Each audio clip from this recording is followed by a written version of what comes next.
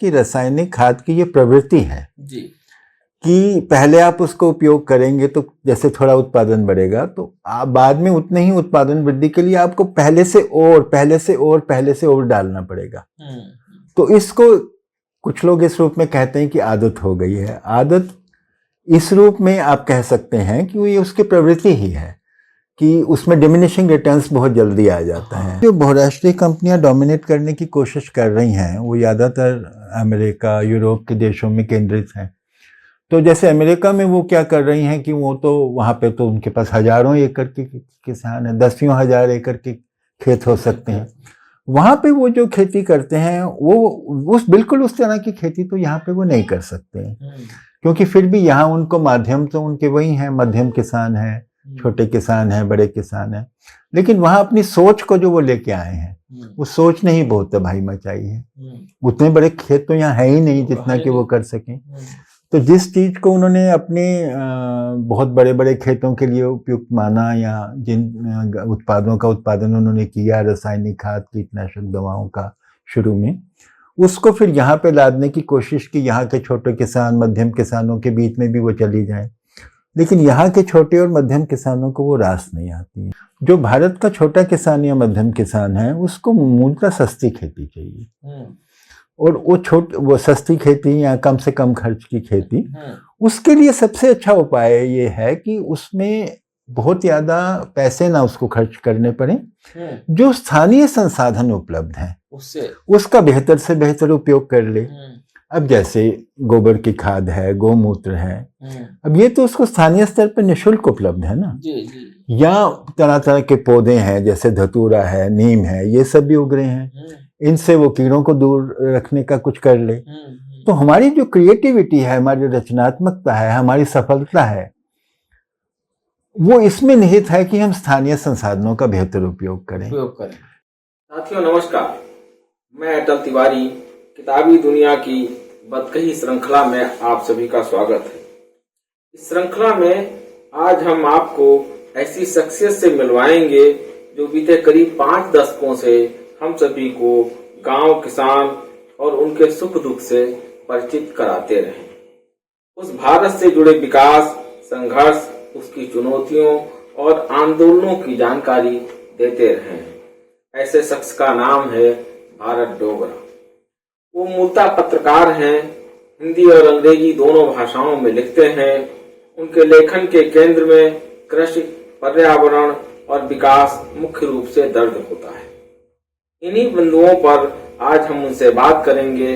हमारे साथ कैमरा पर हैं युवा पत्रकार पुष्पेंद्र गौतम और योगेश प्रताप। सर, आपका बहुत बहुत स्वागत है किताबी दुनिया के मंच पर। नमस्कार जी सर, आज हम आपसे खेती किसानी से जुड़े और विकास, पर्यावरण और उसमें आपदाएं, पानी, नदियों की कहानी, इन सब पर विस्तार से बात करना चाहते हैं। सबसे पहले हम ये जानना चाहते हैं कि कुछ समय पहले आपने कहा था एक लेख में कि भारत में 65 वर्षों के दौरान लगभग 50 बांध ढह गए। अब तो ये आंकड़ा और अधिक हो गया होगा। इसी साल नेपाल में भारी बारिश और बाढ़ आने की त्रासदी झेल रहे बिहार को में लगभग आधा दर्जन तटबंध टूट गए हैं। लगातार आपदाएं बढ़ रही हैं। बांध बनाकर जल विद्युत परियोजनाएं और एक क्षेत्र की जनता को बाढ़ से सुरक्षित किया जाता है, वहीं दूसरी ओर बांध के दायरे में आने वाले गांवों की जनता त्रासदी भोगने को विवश होती है। उनकी जमीनें और फसलें जलप्लावन का शिकार होती हैं। जमीनी स्तर पर इस समस्या का समाधान अभी तक क्यों नहीं किया जा सका? देखिए, जो बाढ़ के समाधान क्या है, इसको लेकर एक तरह से पूरी दुनिया में ही एक डिबेट है जी। क्योंकि इंजीनियरिंग स्तर पे ये माना गया कि मुख्य रूप से इसका जो नियंत्रण है बाढ़ का, वो तटबंध बनाकर और बड़े बांध बनाकर किया जाएगा। लेकिन जो वास्तविक अनुभव रहा है कि बहुत से तटबंध बन गए, बहुत से बांध बन गए। भारत का ही आप उदाहरण अगर लें, लेकिन उसके बाद भी जो बाढ़ प्रभावित क्षेत्र है वो कम नहीं हो रहा है बल्कि बढ़ रहा है। तो कहीं ना कहीं ये सवाल तो उठेगा ही कि आखिर ऐसा क्यों हो रहा है।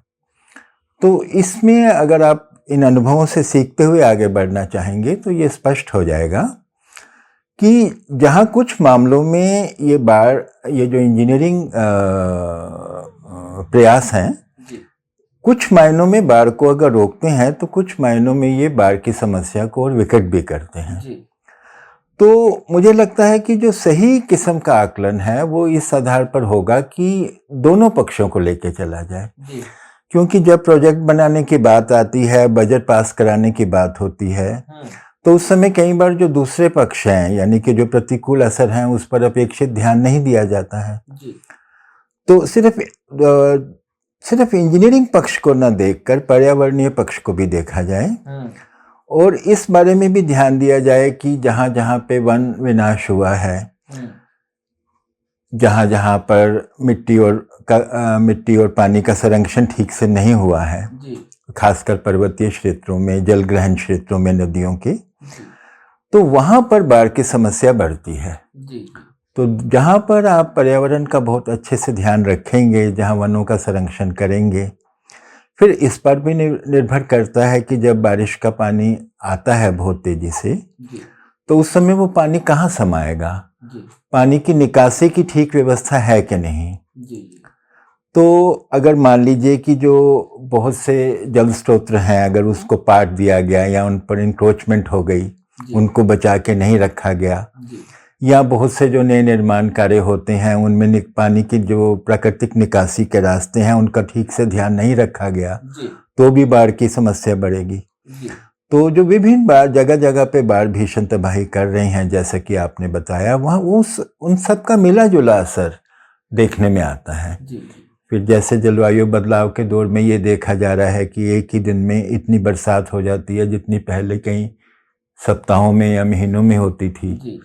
तो उसका वो भी अब एक ऐसी समस्या है जो हमारे सामने है, उससे बचा नहीं जा सकता। तो इस दौर में ये और भी जरूरी हो जाता है कि हम बहुत सुलझी हुई नीतियों को अपनाएं। तो इंजीनियरिंग जो प्रोजेक्ट हैं उसके भी सभी पक्षों को ध्यान में रखें, पर्यावरण की सब समस्याओं को ध्यान में रखें, तभी हम ठीक राह पर चल सकेंगे। पिछले 2-3 दशकों में नदियों के किनारे खूब तटबंध बनाए गए। जहां तक मेरा अपना अनुभव है, तटबंधों के जरिए नदियों को बांधने की कोशिशें हुई हैं। कुछ दिन में नदियों में गाद बढ़ जाती है तो तटबंध ऊंचे करने पड़ते हैं, जैसे मैंने शारदा के किनारे कई जगहों पे देखा है। इससे एक तरफ जनता को आपदा से राहत जरूर मिलती है, लेकिन वहीं नदियों और तटबंध के बीच जो जनता फंसी होती है दूसरे तरफ की, उसको दुश्वारियां झेलनी पड़ती, क्योंकि जो जिस तरीके से तटबंध ऊंचे होते जाएंगे उसी तरीके से वहां पानी, उस इलाके में पानी का भराव जो है वो ज्यादा होता जाता है। मैं अपने गृह जनपद की अगर बात करूं तो उत्तर प्रदेश का लखीमपुर खीरी जनपद है, और हमारा जो पड़ोसी जनपद है सीतापुर या बहराइच में देखता हूं, या उस पूरी तराई बेल्ट में के जिले जो मैं देखता हूं, उसमें हर साल इस त्रासदी को ये त्रासदी हमें देखने को मिलती है। इन लोगों को भी जो तटबंध के बीच फंसे हुए हैं, या जो एक तरफ जो विकास होता है उसके दूसरे तरफ का, इन लोगों को भी दुश्वारियां न झेलनी पड़े, ऐसा क्या किया जाए? अब ये जो तटबंध बनने के बाद जो स्थिति सामने आती है, सामान्य लोग इसको इस रूप में देखते हैं कि नदी के किनारे पर एक दीवार बन गई तो पानी को हम रोक सकेंगे बाढ़ के। लेकिन जैसा कि जो आपने कहा उसी में ये बिल्कुल स्पष्ट होता है कि तटबंध बनाने से कई तरह के बदलाव आते हैं। ये कोई एक पक्षीय बात नहीं है कि आपका बचाव हो गया, उसमें कई बदलाव आते हैं। मान लीजिए कि किसी जगह पर बाढ़ से बचाव होता है तो किसी जगह पर बाढ़ बढ़ती भी है। जैसे मान लीजिए कि एक शहर को बचाने के लिए तटबंध बना दिया तो वो पानी कहीं तो जाएगा। तो हो सकता है कि आपने शहरी आबादी को बचा लिया, लेकिन आसपास के कुछ गांवों में वो और बढ़ गया। फिर जिस गांव में आप इतना पानी भेजेंगे वो सोचेगा कि अब हम क्या करें, वो फिर कहीं कटाव वटाव करेंगे उसको ताकि वो अपने गांव को बचाएं, फिर उसका कहीं और असर होगा। तो अल्टीमेटली तो ये एक चेन है जो शुरू हो जाती है फिर। तो इसलिए जैसा कि मैंने पहले भी कहा, मूल बात यह है कि जब भी आप ऐसी तटबंध, मैं ये नहीं कह रहा हूँ कि तटबंध बिल्कुल नहीं बनाए जाने चाहिए, तटबंध भी एक उपाय है, बांध भी उपाय हैं। ये सब किसी भी चीज़ को मेरे को लगता है 100% रिजेक्ट नहीं कर सकते हैं जी। किसी भी उपाय को। ये हमें विभिन्न स्थितियों को देखते हुए ध्यान में रखना होगा कि किसी जगह पर कौन सा उपाय उचित है जी। और फिर उसके बारे में ठीक ठीक निर्णय लिया जाए जी। उस काम को पूरी ईमानदारी से ठीक से किया जाए और ये पहले से मानकर चला जाए कि इससे कुछ समस्या हल होगी तो कुछ समस्या बढ़ेगी भी, ताकि फिर जहाँ समस्या बढ़ रही है कुछ लोगों का उसका पहले से ध्यान रखा जाए। कुछ साथियों का, कुछ जिन लोगों ने बहुत ध्यान से, जैसे कि आपने अपने गृह जनपद की बात की, इसी तरह बहुत से लोगों ने जिन्होंने बहुत अधिक भोगा है इन सब स्थितियों का, वो तो कई बार ये भी कहते हैं कि हमारी नदी को आप बिल्कुल खुला ही छोड़ दो, खुला बहने दो, उसको इस तरह के, उसको एक संकुचित दायरे में मत बांधो। तो उसमें क्या होता है कि बाढ़ आती है लेकिन वो बहुत भीषण नहीं होती है जी। अब जैसे अनुपम मिश्र जी बताते थे कि गौतम बुद्ध के समय के कुछ समय के जो उन्होंने प्राचीन ग्रंथों आदि से उदाहरण लिए थे, तो उस समय गौतम बुद्ध कह रहे हैं कि अब ये बारिशों का समय शुरू हो गया है और ये वही इलाका है तराई वगैरह का जहाँ पर जिसकी आप बात कर रहे हैं जी। तो कि अब बारिश का मौसम हो गया है तो पानी तो आएगा ही, तो अब 3 महीने तक हम यहाँ रहेंगे, उसके बाद अपनी यात्रा शुरू करेंगे। तो वो एक तरीका है कि आपने बाढ़ का आना मान लिया कि आएगी और उसके साथ मुताबिक अपनी जो अपना कार्यक्रम है, अपने जो दैनिक कार्य हैं उसको उसके अनुसार मान लिया, क्योंकि कुछ हद तक तो पानी आना ही है। लेकिन वो जो दूसरी सोच ये है कि हर हालत इसको हमें अपने शहर से या अपने गांव से तो रोकना है जी। तो उसके लिए आप बनाते हैं, लेकिन फिर उसके बाद सवाल उठता है कि जब वो तटबंध टूट जाता है जी। अब जो बाढ़ स्वाभाविक नदी से आती है वो कभी इतनी भीषण नहीं होती है जो कि तटबंध टूट जाने से आती है या बड़े बांध से पानी छोड़ने से आती है जी। तो अगर आप पिछले कुछ वर्षों के अगर आप समाचार संकलन करें जी। कि सबसे भीषण और सबसे विनाशकारी बाढ़ कौन सी आई है, तो वो जनरली वो है जो कि बांधों से पानी छोड़ा गया हो या तटबंध टूटे हों। तो इसलिए हमको ये देखना है कि हम बाढ़ को कुछ हद तक अपने जीवन का हिस्सा मानकर स्वीकार करते हैं, उसके साथ रहना सीखते हैं, या इस रूप में हम उसको नियंत्रण करने का प्रयास करते हैं जिसमें बाढ़ रुकती नहीं है पर ट्रांसफर हो जाती है, और जब वो कहीं टूटता है कुछ तो फिर वो बहुत भयानक हो जाता है। तो ये सब बातों को मान के चलना होगा आपको। और सबसे बड़ी बात यह है कि हम वो उपाय करें जिनका कुछ नुकसान तो होना नहीं है। जैसे सब जो तालाबों में पानी समा जाता था, जल स्रोतों में, वो ठीक से रखें, वनों को बचा के रखें, मिट्टी और जल संरक्षण करें। ये ऐसे उपाय हैं जिससे अपने आप ही बाढ़ काफ़ी हद तक नियंत्रण हो जाती है। तो मुझे लगता है ये पर्यावरणीय पक्ष पे ज़्यादा ध्यान देने की जरूरत है, और इंजीनियरिंग पक्ष को अगर करना है तो फिर पूरी ईमानदारी से पहले से बता के चलो। जैसे मैं सर इसी से जुड़ा एक अगला मेरा सवाल है, मैं इस बार बारिश की बात, शुरुआती फेज की बात कर रहा हूँ कि मैं यात्रा पे था, मतलब आपकी तरीके से थोड़ी बहुत मैं भी यात्रा करता हूँ। तो मैं यात्रा पे था तो मैं लखीमपुर खीरी से बहराइच की ओर जा रहा था, और इस बार शुरुआत में ही, एकदम शुरुआत में तराई से, नेपाल से पानी छोड़ दिया गया, और आप समझिए कि फसल, गन्ने की भी फसल परिपक्व नहीं हो पाई थी और पानी आ गया था। इस बार क्या कहते हैं, जो ये सीतापुर वाला और लखीमपुर खीरी का जो इलाका, बहराइच का इलाका है, आमतौर पे गन्ने की फसल को नुकसान नहीं होता था। इस बार उस इलाके में करीब 80% गन्ने की भी फसल तबाह हो गई। क्यों? क्योंकि गन्ने की फसल उस तरीके से मुकम्मल नहीं हो पाई थी, उसका पौधा मुकम्मल नहीं हो पाया था कि वो उस बाढ़ के पानी को झेल सके। इतनी बड़ी त्रासदी थी कि इवन चीफ मिनिस्टर को जाना पड़ा वहां उस राजमार्ग पे। और जो आपने कहा, उन लोगों ने यही कहा कि भाई जैसे पहले व्यवस्था थी, अब हमें ऐसा विकास नहीं चाहिए। आप नदी को बांधने की कोशिश किए, आप मतलब सरकारों ने, और उस बांधने में हम पूरे एक इलाके के लोग जो एक बड़ी आबादी है ना, हम तो कभी हमको बाढ़ में, सामान्य बाढ़ में रोड पे नहीं आना पड़ता था। अब उनके पूरे गांव, इलाके के इलाके जो है रोड पे चले आते हैं, बच्चों की पढ़ाई बंद हो जाती है, जानवरों का चारा नष्ट हो जाता है। तो ये बात निकल के आई कि हमको मूलतः उसमें पहुंचा दिया जाए। अब इसका जवाब सर मतलब किसी सरकार के पास नहीं। अब इसमें वही बात है जो हमने, जैसे कि आपसे अभी बात हो रही थी, कि इसमें आप पर्यावरणीय और इंजीनियरिंग, इन सब चीज़ों के बीच में एक संतुलन बनाना पड़ेगा। और जो पर्यावरणीय पक्ष है बाढ़ नियंत्रण का, वो ज़्यादा महत्वपूर्ण है। इस विकास के नाम पे हल्का सा जिक्र भी आपने किया, विकास के नाम पे नदियों के बहाव को संकुचित किया जा रहा है। जगह जगह नदियों और पानी निकासी के जो प्राकृतिक मार्ग थे, उनको अवरोध उत्पन्न किए गए हैं। कब्जा और अतिक्रमण, चाहे जो नदी का इतिहास उठा के मौजूदा समय में देख लिया जाए, लगातार बढ़ता जा रहा है। बारिश में नदियों के उफनाने पर अंततः इसकी भरपाई आम लोगों को करनी पड़ती है। मैं जैसे लखनऊ के आसपास देखता हूँ, गोमती का कितना चौड़ान होता था और अब कितना बचा। मैं दिल्ली में यमुना को देखता हूँ। या आपने तो पूरे भारत की यात्राएं की, आप यही स्थिति क्या सभी जगह है या ये कुछ बातें हैं, कुछ समस्याएं हैं जो काफ़ी सामान्य हैं। तो जिसमें कुछ की ओर आपने इशारा किया कि जो एक नदी का एक फ्लड प्लेन होता है, यानी कि जहां उसका बाढ़ का पानी जहां सामान्यतः जाता है, तो उस पर बहुत इंक्रोचमेंट नहीं होनी चाहिए।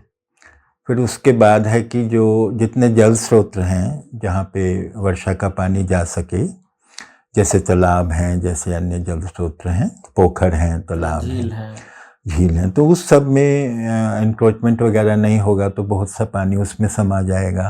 और जो प्यासी ज़मीन है उसको, उसमें पानी का रिचार्ज भी होगा और जल का ठीक संतुलन भी बना रहेगा जी। और उसके अलावा जो आपने कहा कि जो प्राकृतिक मार्ग होता है बारिश के पानी के बहने का, वर्षा के पानी के बहने का, तो उसमें जैसे मान लीजिए कि कुछ जगहों पर कोई बिल्डर्स ने कुछ उसमें बिल्डिंग्स वगैरह बना ली हैं जी। या फिर जब सड़कें बनाई जाती हैं या हाईवे बनाए जाते हैं तो उसमें निकासी का रास्ता ठीक से नहीं छोड़ा जाता, पुलिया नहीं बनाई जाती ठीक से। ये सब कारण हैं, ये सब के मिले जुले, कहीं पे कोई चीज़ ज़्यादा प्रोमिनेंट होती है, कहीं पर कोई चीज़ होती है, लेकिन इन सब के मिले जुले असर से ही जो हमने शुरू में ही सवाल उठाया था कि इतने तटबंध बन गए, बांध बन गए, तो बाढ़ के प्रभावित क्षेत्र क्यों बढ़ रहा है, वो इस सब का मिला जुला असर है जी। सर, एक पहाड़ों में एक जो है वन विनाश और जमीन कटाव से जलाशयों में बहुत गाद और मिट्टी जमा हो जाती है, वहाँ जल रोकने की क्षमता उससे घटती है। ऐसी स्थिति में नदियों में पानी वेग से छोड़ने की अपनी मजबूरी है, जो भयंकर विनाश का कारण बनती है। पहाड़ भी उससे लगातार प्रभावित हो रहे हैं। अभी जैसे हिमाचल की घटनाएं देखने को मिली या उत्तराखंड की घटनाएं देखने को मिली या जम्मू। जैसे पहाड़ों में जब पानी को रोका जाता है, ज़्यादातर जो डैम्स हैं ये पहाड़ी क्षेत्रों में बने हैं, तो उसमें एक तो ये है कि भारतीय स्थितियों में, खासकर हिमालय की स्थितियों में या अन्य भी भारत के पर्वतमालाओं के कॉन्टेक्स्ट में जी। जो उसमें सिल्टिंग का रेट है, मिट्टी गाद भरने का रेट है, वो बहुत ज़्यादा है, क्योंकि मिट्टी का कटाव बहुत ज़्यादा है यहाँ की स्थितियों में। तो वो मिट्टी का कटाव बहुत ज़्यादा होने, मिट्टी गाद भरने के कारण एक तो तालाबों, जहाँ पर उसके लिए बाढ़ नियंत्रण की प्रॉपर क्षमता रखी जाती है बांध बनाने में, तो तेज सिल्टिंग की दर के कारण वो कम हो जाती है। और दूसरा इसका जो पक्ष है वो ये है कि ये बहुपक्ष, जिन्हें कहा गया है मल्टीपर्पज रिवर वैली प्रोजेक्ट्स कहा गया है ना इनको, बहुपक्षीय नदी घाटी परियोजनाएं, तो उसमें उनको आपको सिंचाई का भी करना है, बिजली का निर्माण भी करना है, हाइडल पावर का बिजली बनानी है, और उसके बाद फिर बाढ़ भी है, बाढ़ नियंत्रण भी है। तो क्या होता है कि सिंचाई और बिजली इसको प्राथमिकता मिल जाती है जी। और कई बार वो बाढ़ रोकने को उतनी प्राथमिकता नहीं मिलती है जी जी। तो उसमें समस्याएं आती हैं, एक तो वो मिट्टी गाद भरने के कारण, और दूसरा बाढ़ मैनेजमेंट के जो पक्ष हैं उसमें कई बार बाढ़ नियंत्रण को उतना महत्व नहीं मिल पाता, क्योंकि है कि बाढ़ आएगी कि नहीं आएगी, लेकिन जो बाकी लाभ हैं बिजली वगैरह के वो तो सीधे सीधे पैसे से जुड़े हुए हैं और बिजली की आपूर्ति करनी ही करनी है। तो इसीलिए डैम मैनेजमेंट में कई बार फ्लड प्रोटेक्शन को या बाढ़ नियंत्रण को समुचित महत्व नहीं मिलता है। तो इस कारण से भी ये समस्या उत्पन्न होती है, मतलब कि ये हम बहुत सुनने में आता है ना कि बाढ़, इतना पानी छोड़ दिया और बाढ़ आ गई, तो वो कई बार इस कारण। और तीसरी बात ये भी है कि अब जलवायु बदलाव के दौर में जो वर्षा है वो प्रेडिक्टेबल नहीं रही है, कब कितनी ज़्यादा हो जाए, कब कितनी कम हो जाए, तो उसके कारण भी समस्याएं आ रही हैं।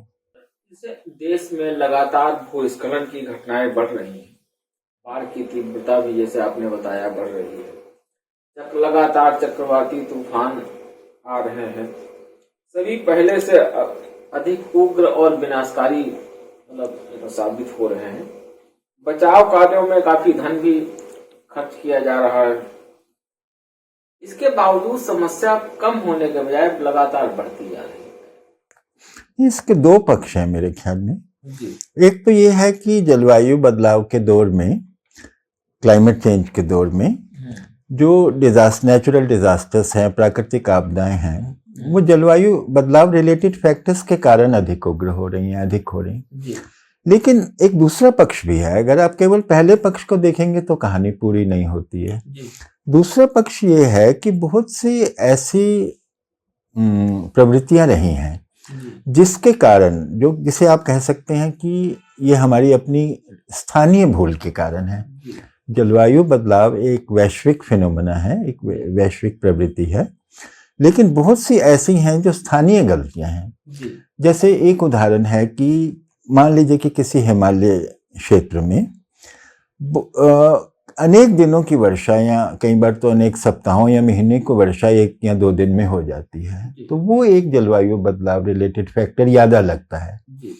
लेकिन मान लीजिए कि वहाँ पर वन विनाश बहुत हुआ है, वहाँ नदियों में बहुत मलबा असावधानी से फेंक दिया गया है, और वहाँ पर अन्य असावधानियां हुई हैं, जैसे कि विस्फोटकों का उपयोग हुआ है, जिसके कारण कि पहाड़ बहुत हिल गए हैं, कमजोर हो गए हैं। तो ये सब स्थानीय कारण है, इसकी भी उपेक्षा नहीं होनी चाहिए। जब ये दोनों आपस में मिल जाते हैं तो फिर जो आपदा है वो ज्यादा भीषण हो जाती है। इस रूप में मैं देखता हूँ इसको, दोनों का मिलन जहाँ होता है। जी जी। आपने इसी संबंध में केन और बेतवा नदी जोड़ परियोजना जो थी, जिसका बजट 45,600 करोड़ रुपए आपने बताया था, उस समय 7-8 का आंकड़ा था और सवाल उठाए थे, उसकी जगह बुंदेलखंड क्षेत्र के 14 जिलों के लिए जल संरक्षण परियोजनाओं की वकालत आपने की थी। इसके पीछे की वजह क्या है? उसमें मेरा ये मानना है, बहुत समय से मेरा ये मानना रहा है कि जो हमारे जो परंपरागत बहुत से जल संरक्षण के तौर तरीके रहे हैं, जो कि बहुत कम खर्च से उनका रिपेयर हो सकता है, उनको काफ़ी समय से वो निगलेक्टेड हैं। किसी में गंदगी आ गई है, किसी में मिट्टी बहुत भर गई है, किसी में इंक्रोचमेंट हो गई है, किसी का ठीक से रख रखाव नहीं हुआ है। तो अपेक्षाकृत कम खर्च पर अगर हम इनको ठीक करते हैं तो इसमें जो जल संग्रहण क्षमता है इसकी बढ़ जाएगी, कम खर्च में बढ़ जाएगी। तो मैंने बहुत समय से इस बात का समर्थन किया है कि ये जो, और फिर परंपरागत सिर्फ जो हैं जल संरक्षण के स्रोत, सिर्फ वो नहीं, उनसे सीखते हुए, ये देखते हुए कि हमारे पूर्वजों ने किस तरह के स्थानीय ज्ञान और ऐसा स्थानीय ज्ञान जो कि स्थानीय जरूरतों के अनुकूल था, तो उसके आधार पर उन्होंने जो जल संरक्षण उपाय किए, अगर हम उसको आगे बढ़ाएंगे तो वो एक ज़्यादा कॉस्ट इफेक्टिव चीज है। केन बेतवा लिंक में क्या हो रहा है कि जो केन नदी है, उस केन नदी से वहाँ पर एक बड़े बड़े डैम को बनाकर वहाँ उसमें कैनाल निकालकर उसके पानी को आप बेतवा नदी में लेके जा रहे हैं। केनवा नदी जो मतलब गर्मियों का सीजन होता है उसमें आप देखें तो केन नदी पर में तो अपना ही पानी कम होता है जी। तो जिस नदी में पानी कम है उस पानी को आप दूसरी नदी में ट्रांसफर करके क्या हासिल करना चाहते हैं? जी जी जी। और फिर दोनों ये जो केन बेतवा तो बिल्कुल पास पास का क्षेत्र है जी। जब वहां वर्षा की कमी होगी तो यहाँ भी कमी होगी जी। तो ऐसा तो नहीं है कि आप किसी सरप्लस नदी से डेफिसिट में लेके जा रहे हैं। जी जी। और इसके अलावा फिर ये भी जो बात है कि उस पर जो विस्थापन होगा उसमें जो वनों का विनाश होगा वो सब तो है ही। और इतनी महंगा आप ऐसा काम कर रहे हैं जिसकी सफलता का कोई ना तो उसकी कोई जरूरत लगती है ना उसकी कोई सफलता की गारंटी है। तो इसीलिए फिर मैंने कहा और उसके लिए वो पेड़ भी काटेंगे आप लोगों को भी विस्थापित करेंगे तो उसके स्थान पर मैंने कहा कि अगर इतना अधिक पैसा आप मतलब वाटर उसके जल संसाधन विकास के नाम पे लगाना चाह रहे हैं तो क्यों नहीं उसको आप तालाबों के बेहतर रखरखाव पे उचित स्थान पर स्थानीय सहयोग से नए तालाब बनाने पर इस तरह के कामों पर खर्च करें। तो उस अगर उतना पैसा इन कामों के लिए मिल जाए तो पूरे बुंदेलखंड में जल संकट बहुत हद तक हल हो जाएगा। ये मैंने कहा था। जी सर, आपने पुनर्वास शब्द का जिक्र किया, उसी से जुड़ा मेरा अगला सवाल, जैसे जब भाखड़ा नागल बांध जैसी परियोजना बन रही थी तब पुनर्वास को लेकर जहां तक मेरी जानकारी है उतनी जागरूकता देश में नहीं थी। ये बात आपने सरदार सरोवर परियोजना के संदर्भ में जो प्रभावित लोगों के पुनर्वास और का मसला था और जो मेधा पाटेकर के उपवास के संदर्भ में आपने कही थी, इसी वजह से लंबे समय तक पीड़ितों के साथ अन्याय हुआ। जो सरदार सरोवर का मामला है, सरदार सरोवर से लेकर आज तक परियोजनाओं में पुनर्वास की स्थिति क्या है? देखिए, जहां बैठकर अभी हम बात कर रहे हैं जी, वहीं पर आज से कई वर्ष पहले 8-10 लोग इकट्ठे आ गए थे जी। तो मैंने पूछा कि आप लोग कौन हैं, तो वो सब भाखड़ा नांगल के विस्थापित थे। क्या बात। तो उन लोगों ने कहा कि देखिए, भाखड़ा नांगल तो देश का सबसे चर्चित, सबसे विख्यात एक ऐसा बांध शुरू में बना जिसे देश का नया मंदिर कहा गया जी। लेकिन हम लोग उसके विस्थापित हैं और हमारे विस्थापन को कई वर्ष नहीं कई दशक बीत चुके हैं, अब तक हमारा पुनर्वास नहीं हुआ है। इसी तरह वहां पर एक पोंग बांध बना हिमाचल में, पोंग बांध का अभी तक मतलब वहां पर उन्हें राजस्थान में बसाया जाना था जी। लेकिन अभी तक उनकी मीटिंग्स होती हैं जिसमें हर बार ये कहा जाता है कि ये समस्या है, वो है, उनका भी ठीक से नहीं हो सका है पुनर्वास। तो जो बिल्कुल आरंभिक समय के जो बांध हैं, जब उनका अभी तक नहीं हुआ तो हम कैसे मान लें कि अभी जो जिनका अभी विस्थापन हो रहा है तो उनका ठीक से पुनर्वास हो जाएगा। इसलिए हमने इस बात पे शुरू से ही कहा है, और सिर्फ बड़े बांध के जो विस्थापित लोग हैं उनके बारे में नहीं, हमने तो ये कहा है कि जहां तक हो सके किसी भी तरह से विस्थापन जो होता है उसको न्यूनतम करो। हमने ये कभी नहीं कहा कि एक भी व्यक्ति का विस्थापन नहीं होगा, वो नहीं। क्योंकि देखिए, जो प्रैक्टिकल रियलिटी है, व्यवहारिक जो बात है कि जब तरह तरह का विकास होता है तो कुछ लोगों का विस्थापन भी होता है, थोड़ा बहुत कुछ लोगों को त्याग करना, लेकिन अगर आप उसको न्यूनतम रखेंगे तो आप उनको पहले से भी बेहतर स्थिति दे पाएंगे। हाँ, उनके बारे में सोचेंगे। हाँ, लेकिन अगर आप उनका होगा कि जितना मर्जी विस्थापन हो जाए उतना होने दो, कोई चिंता नहीं, तो उतने फिर हजारों हजार जो लोग हो जाते हैं एक ही प्रोजेक्ट में, उनका फिर ठीक से हो नहीं पाता है, वो सिर्फ वायदे रह जाते हैं, क्योंकि ना तो उतने सरकार के पास जमीन होती है, ना वो उस पर उतना अधिक ध्यान देने वाले होते हैं, ना उन्होंने उसके लिए उतना बजट रखा होता है। तो मुझे तो कहीं ऐसा नहीं नजर आया जहाँ पे बड़े पैमाने पे विस्थापन हुआ और लोग उसके बाद खुश रहे हों, मुझे तो नहीं नजर आता। इसका कोई सरकारी आंकड़ा या सामाजिक कार्यकर्ताओं का सर कोई है कि अब तक कितने लोग? नहीं, वो तो कई स्तरों पे है ना, आपको वो पूरी सूची बनानी पड़ेगी। कुछ आंकड़े हैं उपलब्ध, लेकिन अब वो भी एक बार कुछ लोग करते हैं कैलकुलेट, फिर वो भी आउटडेटेड हो जाता है, तो वो, लेकिन ये है कि विस्थापन बहुत ज्यादा हुआ है। हाँ, वो तो मुझे एक आंकड़ा कहीं से सर मिला था कई साल पहले, उस समय 6 करोड़ मतलब। अब ये कहना बड़ा मुश्किल है, क्योंकि इस पर डिपेंड करता है ना कि कितनी अलग अलग तरह की परियोजनाओं को आपने जोड़ा होगा उसमें। इसलिए इस पे तो अभी मैं कुछ नहीं कहना चाहूंगा, लेकिन मैं इतना जरूर कहूंगा कि विस्थापन बहुत ज्यादा हुआ है और उसको बहुत कम किया जा सकता था। ये मैं कहूँ। नव उदारवाद के दौर में विकास के नाम पर बांधों के लिए, सड़कों के लिए, राजमार्गों के लिए या नए उद्योगों के लिए किसानों की हजारों हजार एकड़ जमीन ले ली गई। उन्हें विस्थापित के बारे में है तो विस्थापित कर दिया गया। जमीनों का मनमाना इस्तेमाल किया गया बीते मतलब वर्षों में। उसमें खूब लूट खसोट भी रही सरकारी स्तर पर। यह सिलसिला आज भी जारी है। डॉक्टर मनमोहन सिंह के नेतृत्व वाली संप्रग 2 सरकार ने मनमाने ढंग से जमीन न ली जा सके या रोक लगाने के लिए एक 2013 में कानून बनाया था, जिसे मौजूदा मतलब जिसे 2014 में आई राजग सरकार ने अध्यादेश के जरिए निरस्त करने का प्रयास किया।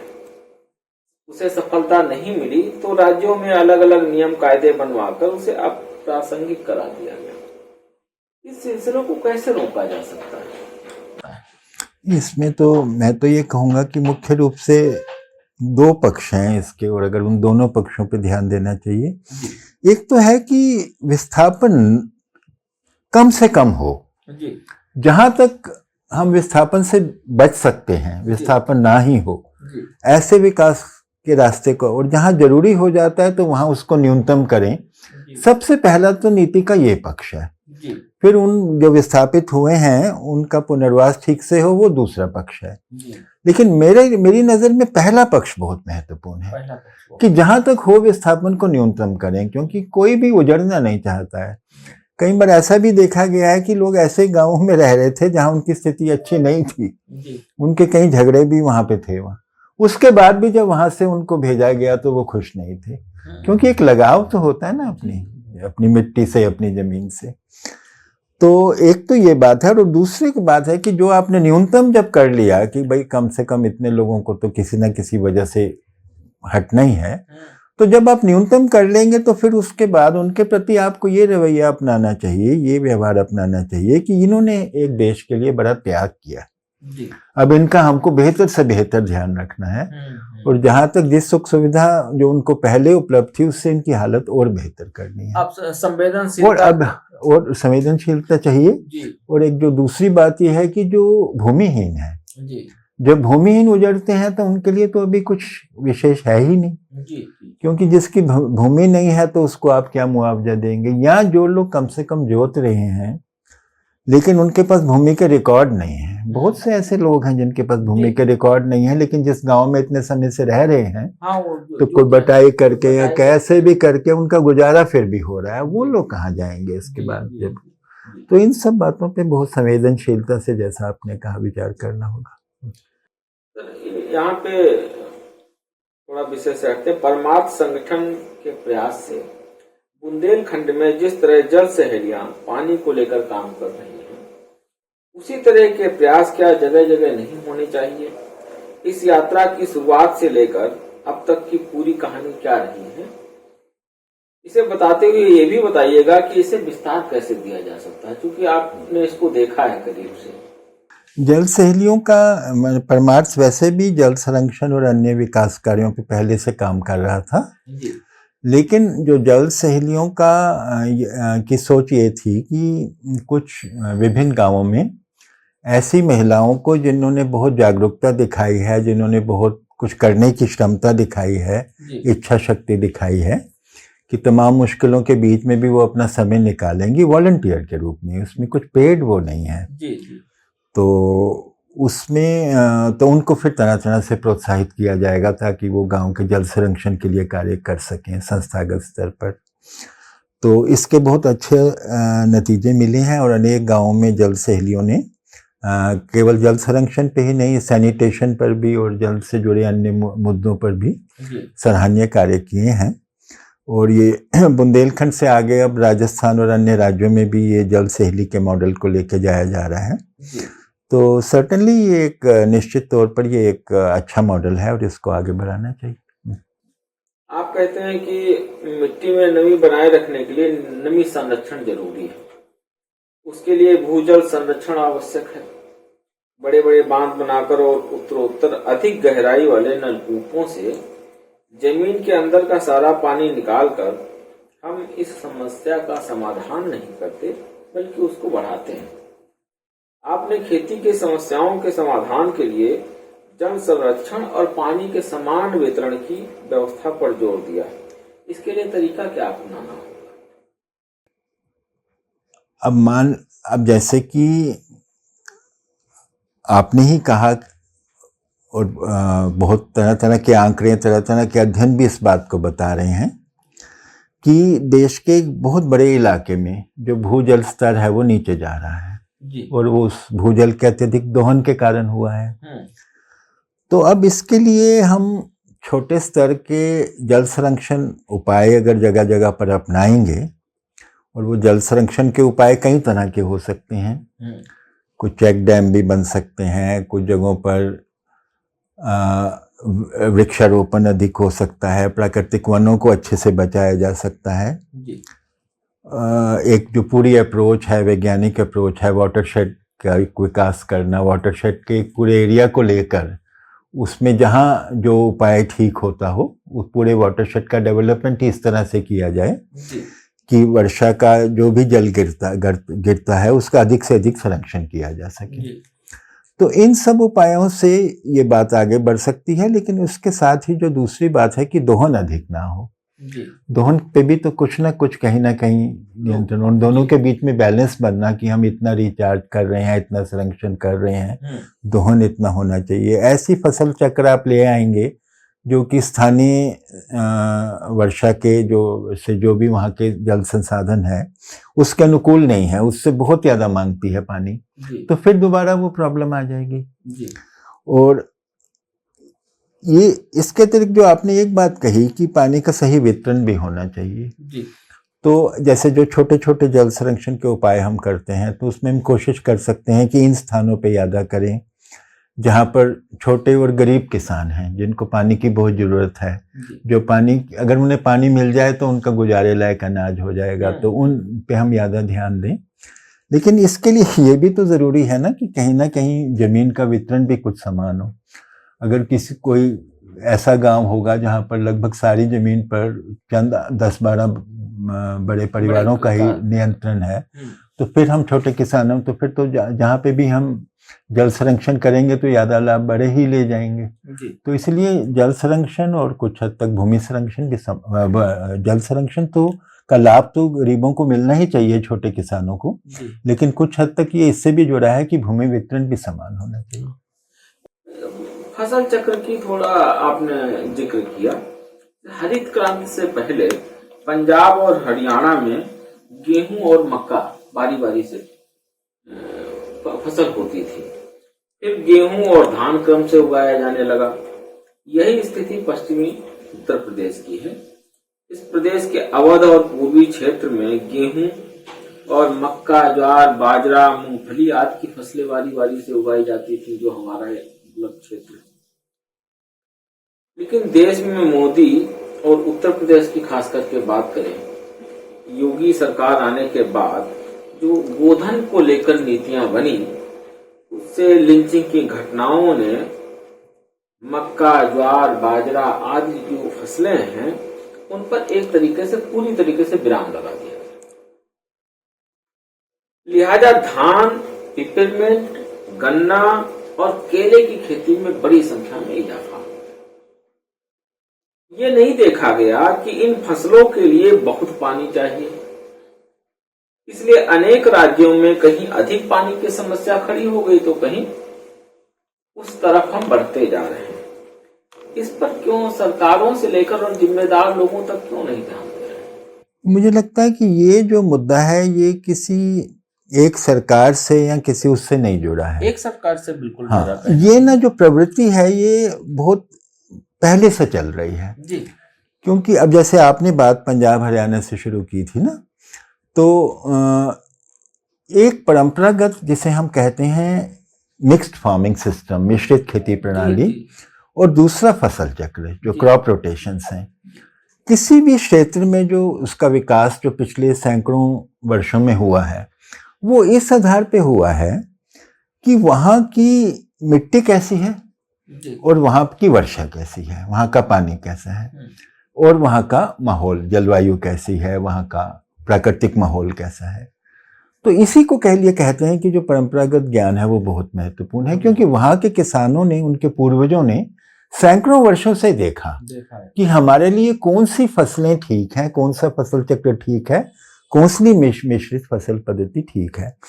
इसीलिए बात सिर्फ गेहूं के साथ के बाद मक्का तो लगाया जाता था, लेकिन उसके अलावा मिक्स्ड क्रॉपिंग बहुत थी। जैसे गेहूं के साथ दलहन का उगाना वो बहुत महत्वपूर्ण था, सरसों का उगाना।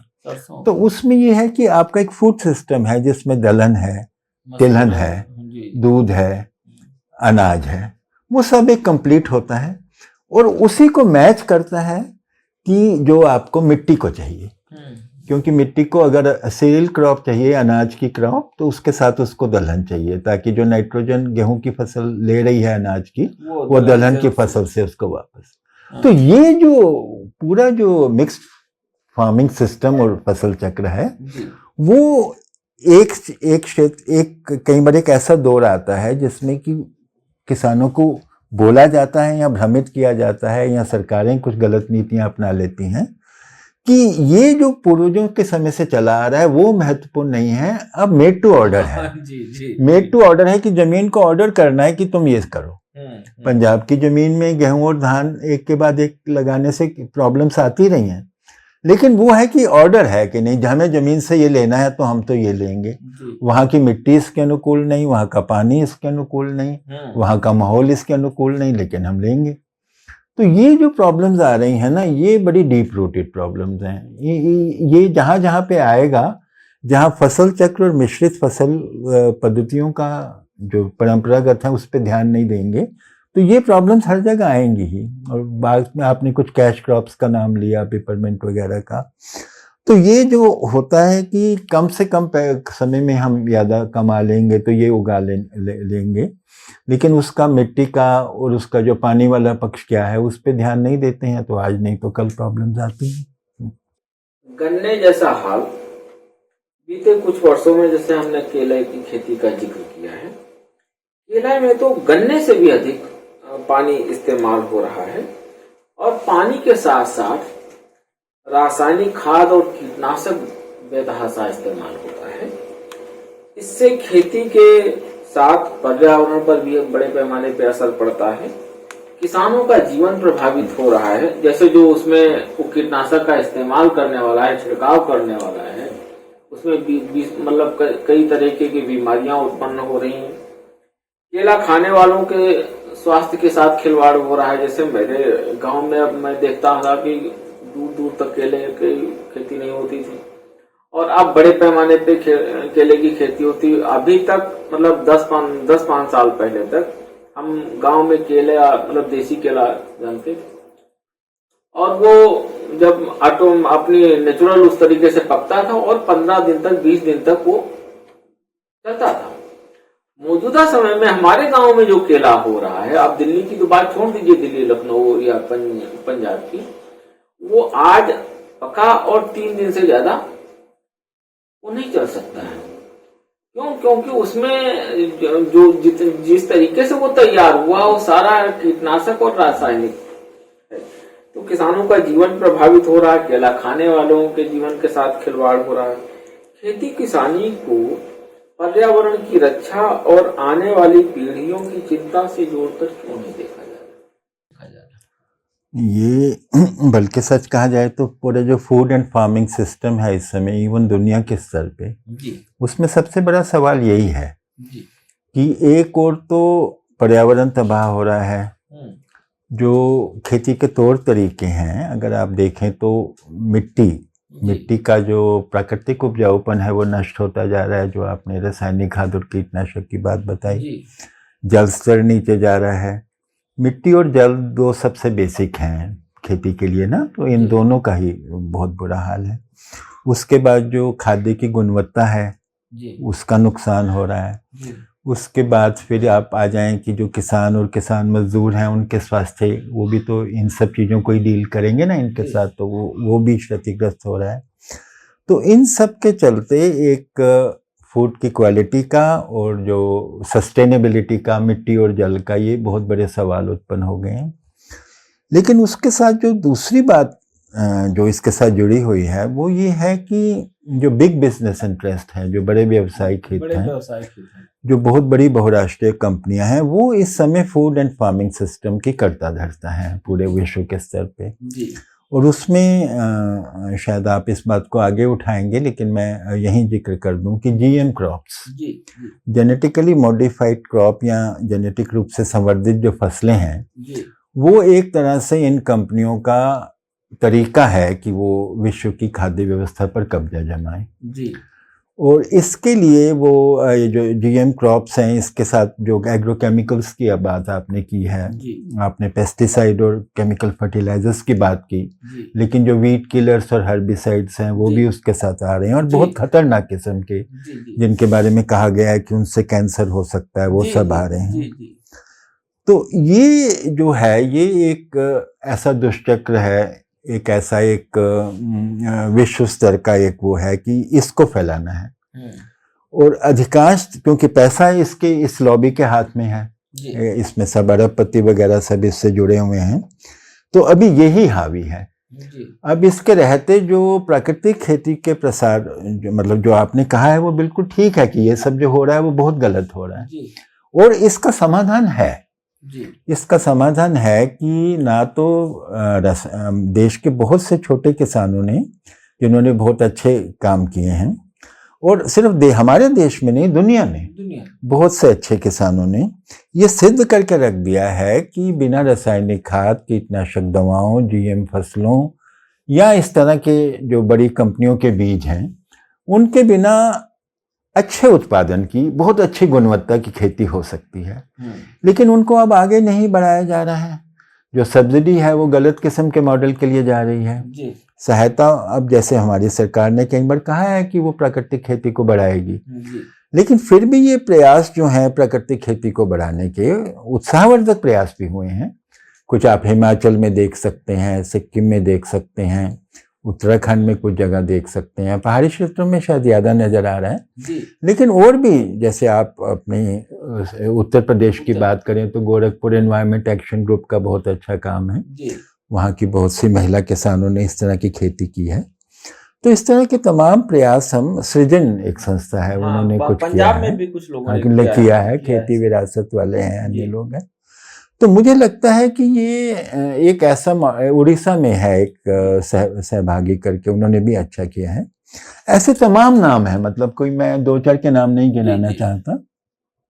आंध्र प्रदेश का सबसे बड़ा है प्रयास, बहुत अच्छा प्रयास है। तो इसमें कोई शक नहीं है कि केरल है, हाँ जी, हाँ जी।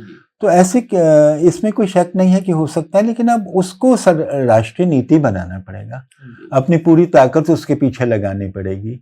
वो नहीं हो रहा है। थोड़ा सा इसका नाम ले लिया जाता है और जो मूल बात है वो बड़े बिजनेस की होती है। तो ये प्रॉब्लम है। आपने जो छोटे छोटे स्तर पर या कह लीजिएगा व्यक्तिगत स्तर पर जो प्रयास हो रहे हैं वो तो संतोषजनक है। व्यक्तिगत स्तर पे भी हो रहे हैं, कुछ गांव के गांव भी उसमें जा रहे हैं। मैं वो निजी स्तर की बात कर रहा हूँ। लेकिन जो मतलब सरकारें इसका ढोल पीट रही हैं, उस लेवल पर जहां तक मुझे लगता है कुछ सरकारों ने, जैसे हिमाचल में सरकार के कुछ कार्यक्रम अच्छे चले हैं, सिक्किम में कुछ जगहों पे अच्छे चले हैं। मुझे लगता है कि सरकार, केरल में भी, हाँ, मतलब कुछ ऐसे कार्यक्रम हैं, कुछ अच्छे अधिकारियों ने, आंध्र प्रदेश का काफी अच्छा चला है। तो जहाँ अच्छे अधिकारी रहे और उनको वो जेन्युइनली कमिटेड थे नेचुरल फार्मिंग के प्रति, तो उन्होंने अच्छे प्रयास, मतलब उन्होंने सिद्ध कर दिया है कि ये हो सकता है। अब ये है कि जो हो सकता है को आप पूरे देश में कैसे लेके जाएंगे। दूसरी बात यह है कि कुछ जो बड़े किसान हैं वो तो शायद अपनाना चाहेंगे ही नहीं, क्योंकि जो प्राकृतिक खेती है, जो इकोलॉजिकली प्रोटेक्टिव फार्मिंग है, प्राकृतिक खेती है, उसमें उसमें मेहनत ज्यादा है, मेहनत है और बहुत केयर है। एक एक पौधे को आप केयर कर रहे हैं, छोटी छोटी क्यारियां बना रहे हैं, विविध किस्म की फसलें उगा रहे हैं, यानी आप सही मायनों में मिट्टी की सेवा कर रहे हैं, धरती की सेवा कर रहे हैं। वो बहुत से जो बड़े किसान हैं जिनको अब आदत हो गई है कि बोरियां रासायनिक खाद के लिए आए, दवाएं छिड़कने के लिए आए, मजदूरों को बोल दिया, वो किसान उस मामले में नहीं है, वो मैनेजर ज्यादा है। यानी कि ये इनपुट्स का इंतजाम कर दिया, वही बीज ले आए अधिक उत्पादन वाले, मतलब जो तथाकथित अधिक उत्पादन वाले हैं, और फिर मजदूरों से वो सारा काम करवा लिया। तो वो लोग तो शायद चाहेंगे ही नहीं। मान लीजिए किसी के पास 50 एकड़ है तो वो नहीं चाहेगा कि मुझे प्राकृतिक खेती करनी है, और मुझे लगता है कि एक लोकतांत्रिक देश में आप उन्हें रोक भी नहीं सकते हैं। तो अगर आपकी सीलिंग के दायरे में जमीन है, या तो आप सीलिंग कर दीजिए सही मायने में, और फिर सीलिंग के दायरे में, और फिर उसको तो अपनी चॉइस की भी बात है। अब चाहे कोई चीज कितनी भी अच्छी हो, आप सबको जबरदस्ती तो नहीं कर सकते। पर मान लीजिए कि हमारे देश में 50% किसान, जो कि जिसमें ज्यादातर छोटे किसान होंगे, वो प्राकृतिक खेती को अपना लें, तो ये बहुत बड़ी उपलब्धि होगी। 50% बेशक ना अपनाएं, पर 50-60% अपना लें तो वो भी बहुत अच्छा होगा। फिर उसको धीरे धीरे आप बढ़ाते रहें। लेकिन अभी, और उसके लिए सरकार पूरा जोर लगाए, उनको पूरा सपोर्ट दे। अपना सपोर्ट देना वो उनको बंद करे जो प्रकृति के विनाश वाली खेती कर रहे हैं, अपना सपोर्ट उनको दे जो प्रकृति को बचाने वाली, पर्यावरण को बचाने। इसी वजह से शायद जो अधिक पानी वाली फसलें हैं, जो देश, समाज और पर्यावरण को नुकसान पहुंचा रही हैं, या उसके लिए उचित नहीं है।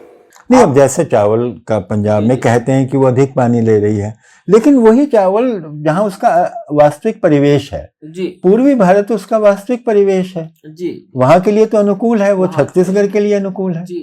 छत्तीसगढ़ तो अपनी खेती के लिए मशहूर, तो जहां उसका प्राकृतिक परिवेश है वहां उसको उगाइए ना। आप उसको नाहक ऐसी जगहों पे क्यों लेके जा रहे हैं जहां वो तमाम कठिनाइयां उत्पन्न कर रहे हैं। इसी संदर्भ में आपने उन इलाकों में उन फसलों की बुआई पर रोक लगाने की वकालत की। हाँ, मेरा ये कहना है कि जो परंपरागत क्रॉपिंग पैटर्न्स और मिक्स फार्मिंग सिस्टम्स हैं, मैं ये नहीं कह रहा हूं कि उसके अतिरिक्त आप कुछ ना करें, लेकिन मैं ये जरूर कहता हूं कि उससे आप बहुत कुछ सीख सकते हैं। वो एक तरह से आपको बता रहे हैं कि ये जो यहाँ का मिट्टी और पानी है वो किस तरह की फसलों के अनुकूल है, और उसमें सैकड़ों वर्षों का जो पूर्वजों का ज्ञान है वो उसमें समाहित है। तो काफी हद तक आप लीड उससे लीजिए, उसके बाद फिर आप थोड़ा बहुत अपने प्रयोग भी करते रहिए, कुछ नया भी करने का करते रहिए।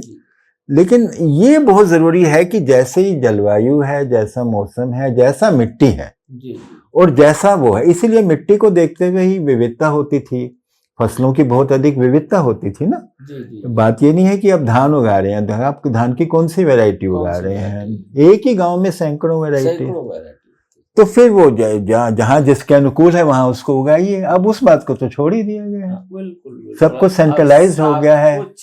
इस पे तय होता है कि आप कितना ज्यादा उगा सकते हैं। वो ज्यादा भी अंत में उगा पाते नहीं है, नहीं वो, लेकिन वो आपका वो भ्रम होता है, भ्रम है वो, जैसे एक भ्रम, क्योंकि वो लैब की कंडीशन में साइंटिस्ट उगा के दिखा देता है, जहां सब कुछ आइडियल उसको मिलता है, और वो भी अपना बड़ा चढ़ा के प्रचार भी करते हैं, तो उससे लगता है कि इन्होंने ज्यादा उत्पादकता प्राप्त कर ली, लेकिन वो भ्रम होता है। क्योंकि मिक्स्ड फार्मिंग सिस्टम में तो बहुत कुछ होता है। अब मैंने ऐसे बहुत से छोटे किसानों जिनकी मैंने पत्रकारिता की, उनकी रिपोर्टिंग की कि 2 एकड़ की जमीन है और साल में 40 फसलें, 40 तरह की फसलें उगा रहे, तो उनकी प्रोडक्टिविटी इस तरह से नहीं हो सकती कि गेहूं की इतनी प्रोडक्टिविटी है। वो तो जमीन और मिट्टी और पानी का जो भी है उसका ऐसे उपयोग कर रहे हैं कि बहुत कुछ उगा सकें। वो सब चीजों को आपको गिनना होगा। निश्चित रूप से मिट्टी में तरह तरह के जीव और केचुए होते थे, वे अपनी क्रियाओं से भूमि को उपजाऊ बनाते थे। जहरीले रसायन के अधिक उपयोग से इन जीवों का बड़े पैमाने पर सफाया हो गया। इससे भूमि का उपजाऊपन कम होता चला गया। अब भूमि को भी एक तरीके से रसायन की आदत पड़ चुकी है। नहीं, ये इसको मैं थोड़ा इस रूप में कहूंगा कि भूमि को वो आदत नहीं, ये हो जाता है कि रासायनिक खाद की ये प्रवृत्ति है कि पहले आप उसको उपयोग करेंगे तो जैसे थोड़ा उत्पादन बढ़ेगा, तो आप बाद में उतने ही उत्पादन वृद्धि के लिए आपको पहले से और डालना पड़ेगा।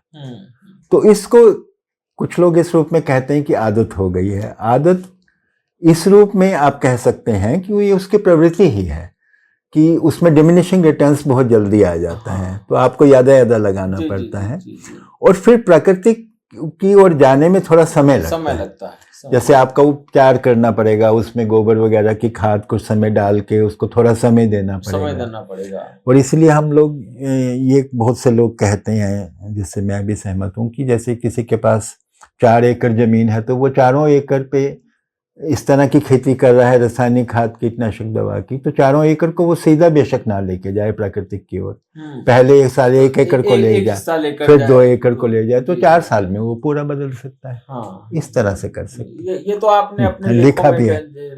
हाँ जी, कि एक साथ ना प्रयोग करें, लेकिन थोड़ा थोड़ा उससे सीखते भी जाएंगे आप थोड़ा। जी।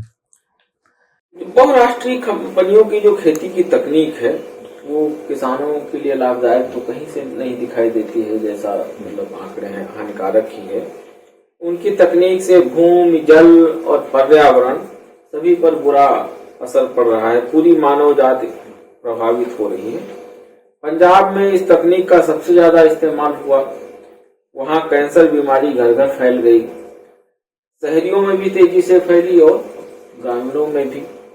अब इसका विस्तार दूसरे राज्यों सहित उत्तर प्रदेश में भी तेजी के साथ हो रहा है। सरकारें तो उस तरफ नहीं ध्यान दे रही, लेकिन किसान को नहीं इस मसले पर उतना जागरूक नहीं। एक तो देखिए, जो बहुराष्ट्रीय कंपनियां डोमिनेट करने की कोशिश कर रही हैं वो ज्यादातर अमेरिका, यूरोप के देशों में केंद्रित हैं। तो जैसे अमेरिका में वो क्या कर रही हैं कि वो तो वहां पे तो उनके पास हजारों एकड़ के किसान है, 10,000 हजार एकड़ के खेत हो सकते हैं। वहां पे वो जो खेती करते हैं वो बिल्कुल उस तरह की खेती तो यहाँ पे वो नहीं कर सकते हैं, क्योंकि फिर भी यहाँ उनको माध्यम तो उनके वही हैं, मध्यम किसान है, छोटे किसान है, बड़े किसान है। लेकिन वहां अपनी सोच को जो वो लेके आए हैं, वो सोच ने ही बहुत तबाही मचाई है। उतने बड़े खेत तो यहाँ है ही नहीं जितना कि वो कर सकें।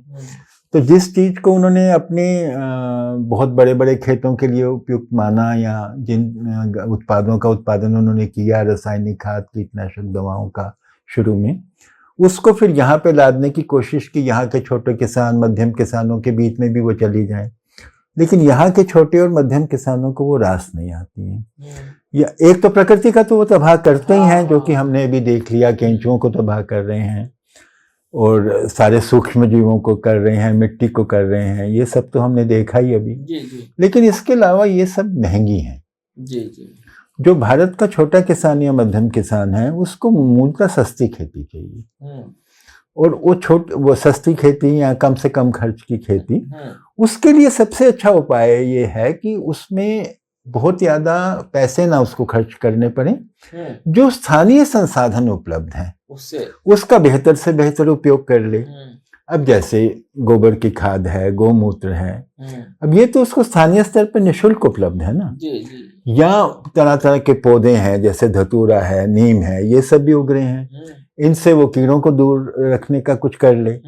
तो हमारी जो क्रिएटिविटी है, हमारी रचनात्मकता है, हमारी सफलता है, वो इसमें निहित है कि हम स्थानीय संसाधनों का बेहतर उपयोग करें।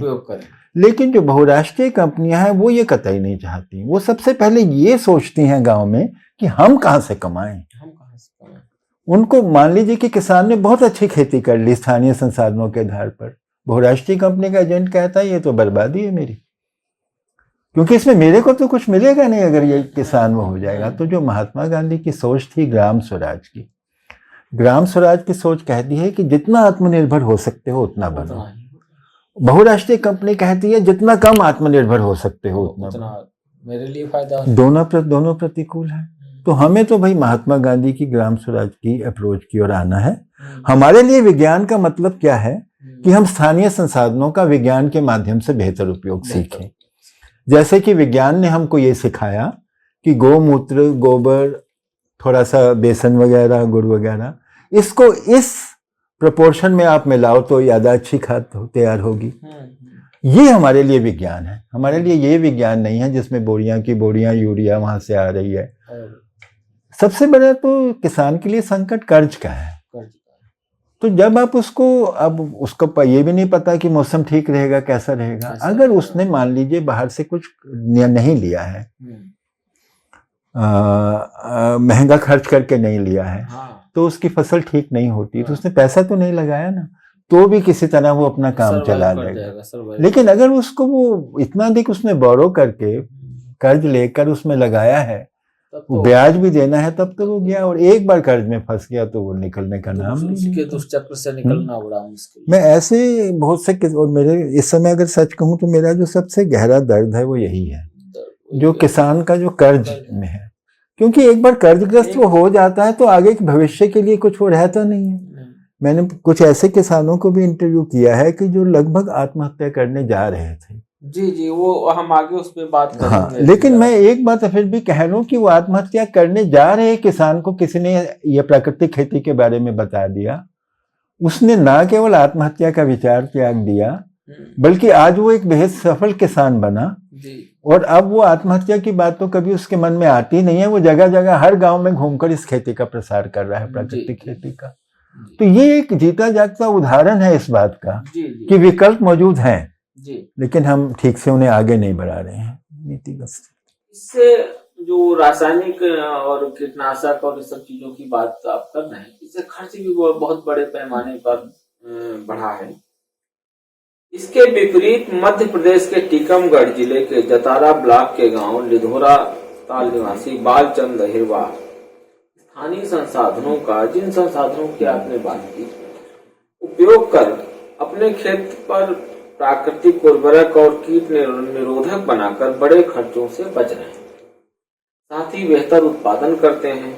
आपने इस प्रक्रिया को करीब से देखा है, उसके बारे में, उस किसान के बारे में थोड़ा। देखिए, मैं हाल के समय में क्या करता रहा हूँ, मैं ऐसे किसानों को ढूंढ रहा हूँ, ढूंढ कर, और मैं उनकी पूजा करना चाहता हूँ, सच कहूँ तो। अब यह एक दलित किसान है जो इतना निर्धन है, उसको तो पूरी तरह उपेक्षित व्यक्ति माना जाता।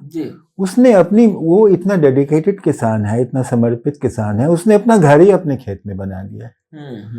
तो वो दिन रात अपनी मिट्टी की सेवा करता है, अपने खेत की सेवा करता है, और वो एक ही वर्ष के पूरे जो खेती का चक्र होता है उसमें 40 के करीब तो वो फसलें उगाता है। फल के पेड़ हैं, तरह तरह की सब्जियां हैं, और बाकी तो मूंगफली है और अनाज, मतलब जो बाकी किसान उगा रहे हैं वो तो है ही है, लेकिन उसके साथ लगभग 40 किस्म की वो कर रहा है। और उसके बाद अब ये छोटा किसान है, इसको कोई भी शिकायत नहीं है कि उस पे कर्जा है या उसको कोई मुसीबत है। अपने गाय हैं, अपने उसने पशु भी रखे हुए हैं, और वो बहुत सी ऐसी भी गोबर और ये इसकी गोमूत्र वगैरह की खाद, और मैं उसे कीटनाशक नहीं कहूंगा, कीड़ों को दूर रखने की दवा, कीड़ों को दूर रखने, ये सब बनाता है, और बाकी किसान भी उससे लेके जाते हैं उसको थोड़ा सा पैसा देके। तो ये जो किसान है जो बहुत थोड़ी जमीन के आधार पर बहुत अच्छा, मतलब हमको अब जो भी उनका उत्पादन होता है वो बिल्कुल शुद्ध है, पूरी तरह शुद्ध है, और साथ ही में वो मिट्टी को भी बचा रहे हैं, मिट्टी की भी सेवा कर रहे हैं, और बिल्कुल शुद्ध खाद्य अपना रहे हैं, और खुद सफल है किसान के तौर पर। मिट्टी और मौसम की सही पहचान कर फसल का उचित मिश्रण और अनुकूल फसल चक्र अपनाकर जैव विविधता भरी प्राकृतिक खेती के अनेक उदाहरण देखने को मिल रहे हैं। कई का जिक्र आपने यहाँ किया है, बालचंद अहिरवार और फूलाबाई के उदाहरण आपके लेखों में सामने। प्रभा देवी, प्रशासन गोरखपुर में प्रभा देवी है। जी, बहुत है। प्रशासन ने तो बालचंद को बाकायदा सम्मानित किया है, और अपना काम करने के साथ प्रशासन दूसरे किसानों को प्रशिक्षण देने में उनकी सेवाएं भी ले रहा है। क्या ये प्रयास और बड़े स्तर पर नहीं अपनाए जा सकते हैं? यही जो मैंने कहा ना कि जो सरकार की मुख्य नीति अभी प्राकृतिक खेती के समर्थन में नहीं है। वे प्राकृतिक खेती की बात बहुत करते हैं जी, लेकिन जो अगर आप देखें कि वो अपने साधनों का उपयोग किस तरह से कर रहे हैं जी, वो ज्यादा रासायनिक खाद, कीटनाशक दवा वाली जो खेती है उसको बढ़ावा देने के लिए कर रहे हैं। और जो सरकार से बार बार कहा गया है कि जीएम खेती को आप सीधी तरह से नकार दो, जी जो बहुराष्ट्रीय कंपनियां जीएम के फसलों को उगाना चाहती हैं या फैलाना चाहती हैं, उनको यहाँ से हटा दो आप। जी तो वो तो सरकार ने किया नहीं है अभी तक।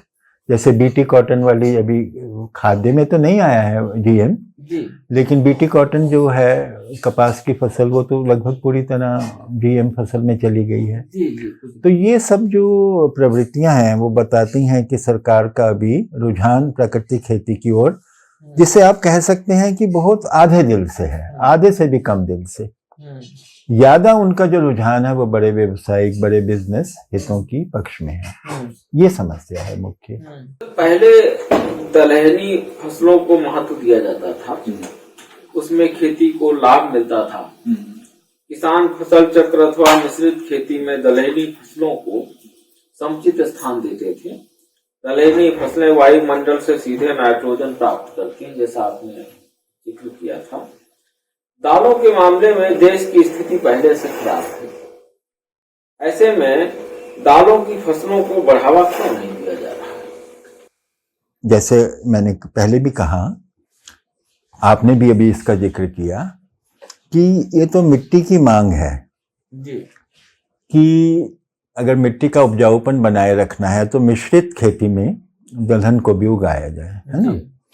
इसी तरह जो हम खाना खाते हैं, जैसे अगर आप रोटी को दाल के साथ खाओगे या दाल भात खाओगे, चावल दाल खाओगे, तो चावल में जिस प्रोटीन की कमी है वो दाल में है जी, तो उसका न्यूट्रिशन अपने आप बढ़ जाता है जी।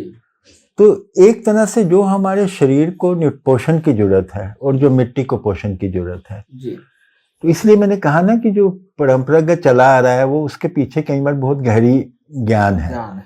हो सकता है कि आज की साइंस की जो भाषावली है जी, जी, जी। उसके मुताबिक हमारे पूर्वजों ने अपनी बात को ना कहा हो, लेकिन अल्टीमेटली उनकी बात वहीं आ रही है जहाँ साइंस आ रही है कि आपके पोषण को जो चाहिए था, जिस तरह के जिस प्रोटीन की उसमें कमी है तो उस प्रोटीन की आपने कमी दूसरे से पूरी कर दी। और इसलिए अगर आप चावल रूखा खाएंगे या दाल रूखा खाएंगे तो टेस्टी नहीं लगेगा, लेकिन आप दोनों को मिला के खाएंगे तो ठीक लगेगा। दाल चावल रोटी सब्जी का अपना एक वो है ना। तो इसी तरह से मिट्टी भी यही मांग करती है। तो अब मान ये जो ना समझी आई हरित क्रांति वगैरह की, जिसमें था कि हमें एक ही फसल, मोनोकल्चर जिसको कहते हैं जी, कि अब बहुत बड़ी इलाके में अगर हमें गेहूं की खेती करनी है तो गेहूं की करनी है, मोनोकल्चर। और उसकी जो सारी जो साइंस है, यूनिवर्सिटी वाले आएंगे जो प्रचार करेंगे वो इसको मुताबिक करेंगे कि इस पूरी उस पे गेहूं कर दो, इस पूरे उस पे गन्ना कर दो। उसमें मिश्रित खेती का स्थान नहीं रहता है। तो इसी तरह जैसे पंजाब का जो किसान है, पंजाब के लोगों की तो हेल्थ बड़ी अच्छी होती थी जी, लेकिन अब पंजाब में भी है कि जो गरीब किसान है शायद, क्योंकि उसको भी अब दाल तो बाजार से लेनी पड़ती है, पहले अपने आप अपनी होती थी तो अब वो बाजार से उतनी नहीं ले पाता, तो उसके लिए भी संकट है। तो ये सब इसके कारण ही हुआ है क्योंकि हमने इन चीजों को एक समग्र रूप में समझा नहीं, जिसे कहते हैं ना होलिस्टिक सोच। वो होलिस्टिक सोच ना हो के रिडक्शनिस्ट सोच है, हर चीज को रिड्यूस करके देखना। एक समय भारत खाद्य तेलों में आत्मनिर्भरता हासिल करने की कगार पे पहुंच गया था, फिर इसमें थोड़ा ठहराव आया। इसी बीच आयातित खाद्य तेल से भारतीय बाजार पूरी तरीके से कट गया, जिसका नुकसान भारत के तिलहन किसानों को हुआ। ये सब कैसे और क्यों हुआ? ये देखिए, कुछ हद तक तो वही जो हमने अभी बात की थी कि परंपरागत उसमें सब मिश्रित में सभी कुछ हो जाता था, उसकी उपेक्षा हुई। लेकिन एक जो दूसरी बात है वो ये है कि भारत में, जो कि मेरे को लगता है जिसे हमें काफी महत्व देना चाहिए, कि भारत तो तिलहन की दृष्टि से एक बहुत समृद्ध देश जी। देखिए यहाँ पे सरसों बहुत है जी, यहाँ पर तिल बहुत है जी, यहाँ पर मूंगफली बहुत है जी, यहाँ पर नारियल है, अलसी है, हाँ। और उसके बाद जो छोटे मोटे तिलहनों की बात करें, जैसे आदिवासी इलाकों में जाएं तो महुआ भी है, बहुत से ऐसे छोटे मोटे तो कई हैं, सूरजमुखी हाँ। पहाड़ी, अगर अभी मैं सिर्फ परंपरागत की बात कर रहा हूँ, पहाड़ी क्षेत्रों में जाएं तो उनके अपने हैं हाँ। तो इतने अधिक समृद्ध वाले देश में अगर आज तिलहन की कमी है तो ये बहुत दुख की बात है। इसके लिए गलत नीतियां जिम्मेदार हैं, क्योंकि एक और आपने ये किया कि हाइड्रोजनेशन ऑफ ऑयल जिसको कहते हैं, जिसको कि सामान्य भाषा में डालडा कहते थे, जी है ना। जी। तो उसके अंतर्गत क्या होता है कि किसी भी चीज जिसमें कि थोड़ा बहुत ठंडापन है, उसको आप, क्योंकि उसके तरह उसको फ्रोज करके उसको व्हाइट सा रंग दे देते हैं, तो देसी घी जैसा लगने लगता है। तो उसमें कोई भी सस्ती से सस्ती चीज, इंपोर्टेड कुछ भी, किसी भी तरह का तेल आप डाल लोगे हाइड्रोजनेशन की प्रक्रिया से, तो जब आप उसको ज्यादा बेचेंगे तो जो शुद्ध तेल का वो कर रहा है, क्योंकि वो तो बहुत, वो सस्ता क्यों बिकेगा हाइड्रोजनेशन वाला तेल, जिसे डालडा, वैसे डालडा एक कंपनी का नाम है, लेकिन मैं सामान्य भाषा में, आप समझ गए ना, जिसको डालडा कहते हैं। तो हाइड्रोजनेटेड ऑयल कहने से कई बार लोग नहीं समझते, तो डालडा कह देते। तो अब चूंकि वो तो सस्ते से सस्ता कुछ भी खरीद कर उसका वो डाल लेंगे, क्योंकि उन वो हाइड्रोजनेशन की प्रक्रिया से वो अंत में गंधहीन, स्वादहीन और खुशबूहीन होके वो एक ऐसे प्रोडक्ट के रूप में आ जाएगा जो देखने में जैसे घी लग रहा है। तो अब जब वो चीज आ गई, तो उसके मुकाबले में मूंगफली का जो उत्पादन कर रहा है, जो मूंगफली का शुद्ध तेल निकाल रहा है, उसके मुकाबले नहीं टिक पाता, क्योंकि इसमें कोई भी सस्ती चीज गई। एक तो ये आया, उसके बाद इन्होंने पाम ऑयल का इंपोर्ट करना शुरू कर दिया बड़े पैमाने पर। तो इन सब इंपोर्ट्स वगैरह के कारण और हाइड्रोजनेशन के कारण जो शुद्ध हमारा वो देने वाले थे, वो किसान पीछे हट गए, उनको उतना उचित मूल्य ही नहीं मिलता था कभी। इसके कारण हमारा तिलहन नुकसान हुआ। अगर आज आप तिलहन किसानों को प्रोत्साहित करो तो आज वो आपको आत्मनिर्भर बना देंगे, लेकिन 10 साल बाद वो भी नहीं बना पाएंगे, क्योंकि तब तक आपकी तबाही इतनी हो चुकी होगी। इस समय हम एक बहुत ही क्रूशल दौर में हैं, क्योंकि पाम ऑयल अब सरकार पहले तो इंपोर्ट करती थी, अब अपने देश में बड़े पैमाने पर उत्पादन भी करने लगे हैं। और तमाम जो बहुत ऐसे बिजनेस हैं जिन आप समझ ही रहे हैं कि जिनको नेता लोग बढ़ावा देना चाहते हैं, नेता लोग बढ़ावा, वो सब बनाने लगे हैं, वो सब उसमें आ रहे हैं, बनाने लगे। तो अब इसकी अगर आज तो फिर भी अगर हम चेत गए, जैसे मैंने इस पे काफी लिखा है कि अगर अभी भी नहीं जाएंगे तो आप समझ लीजिए कि आपके परंपरागत तिलहन बचेंगे नहीं। आज और अगले 10 साल के बीच में ये होने वाला है। विकासशील देशों की सरकारों पर विकसित देशों का जबरदस्त दबाव लगातार बढ़ता जा रहा है, इतना कि वो अपने देशवासियों के हित में कम बल्कि विकसित देशों को लाभ पहुंचाने वाले काम अधिक करती हैं, हमारे मतलब जो विकासशील देशों की सरकारें हैं। इसके लिए आज के पूंजीवाद ने मुक्त बाजार नामक शब्द गढ़ा। क्या बाजार कभी मुक्त होता है?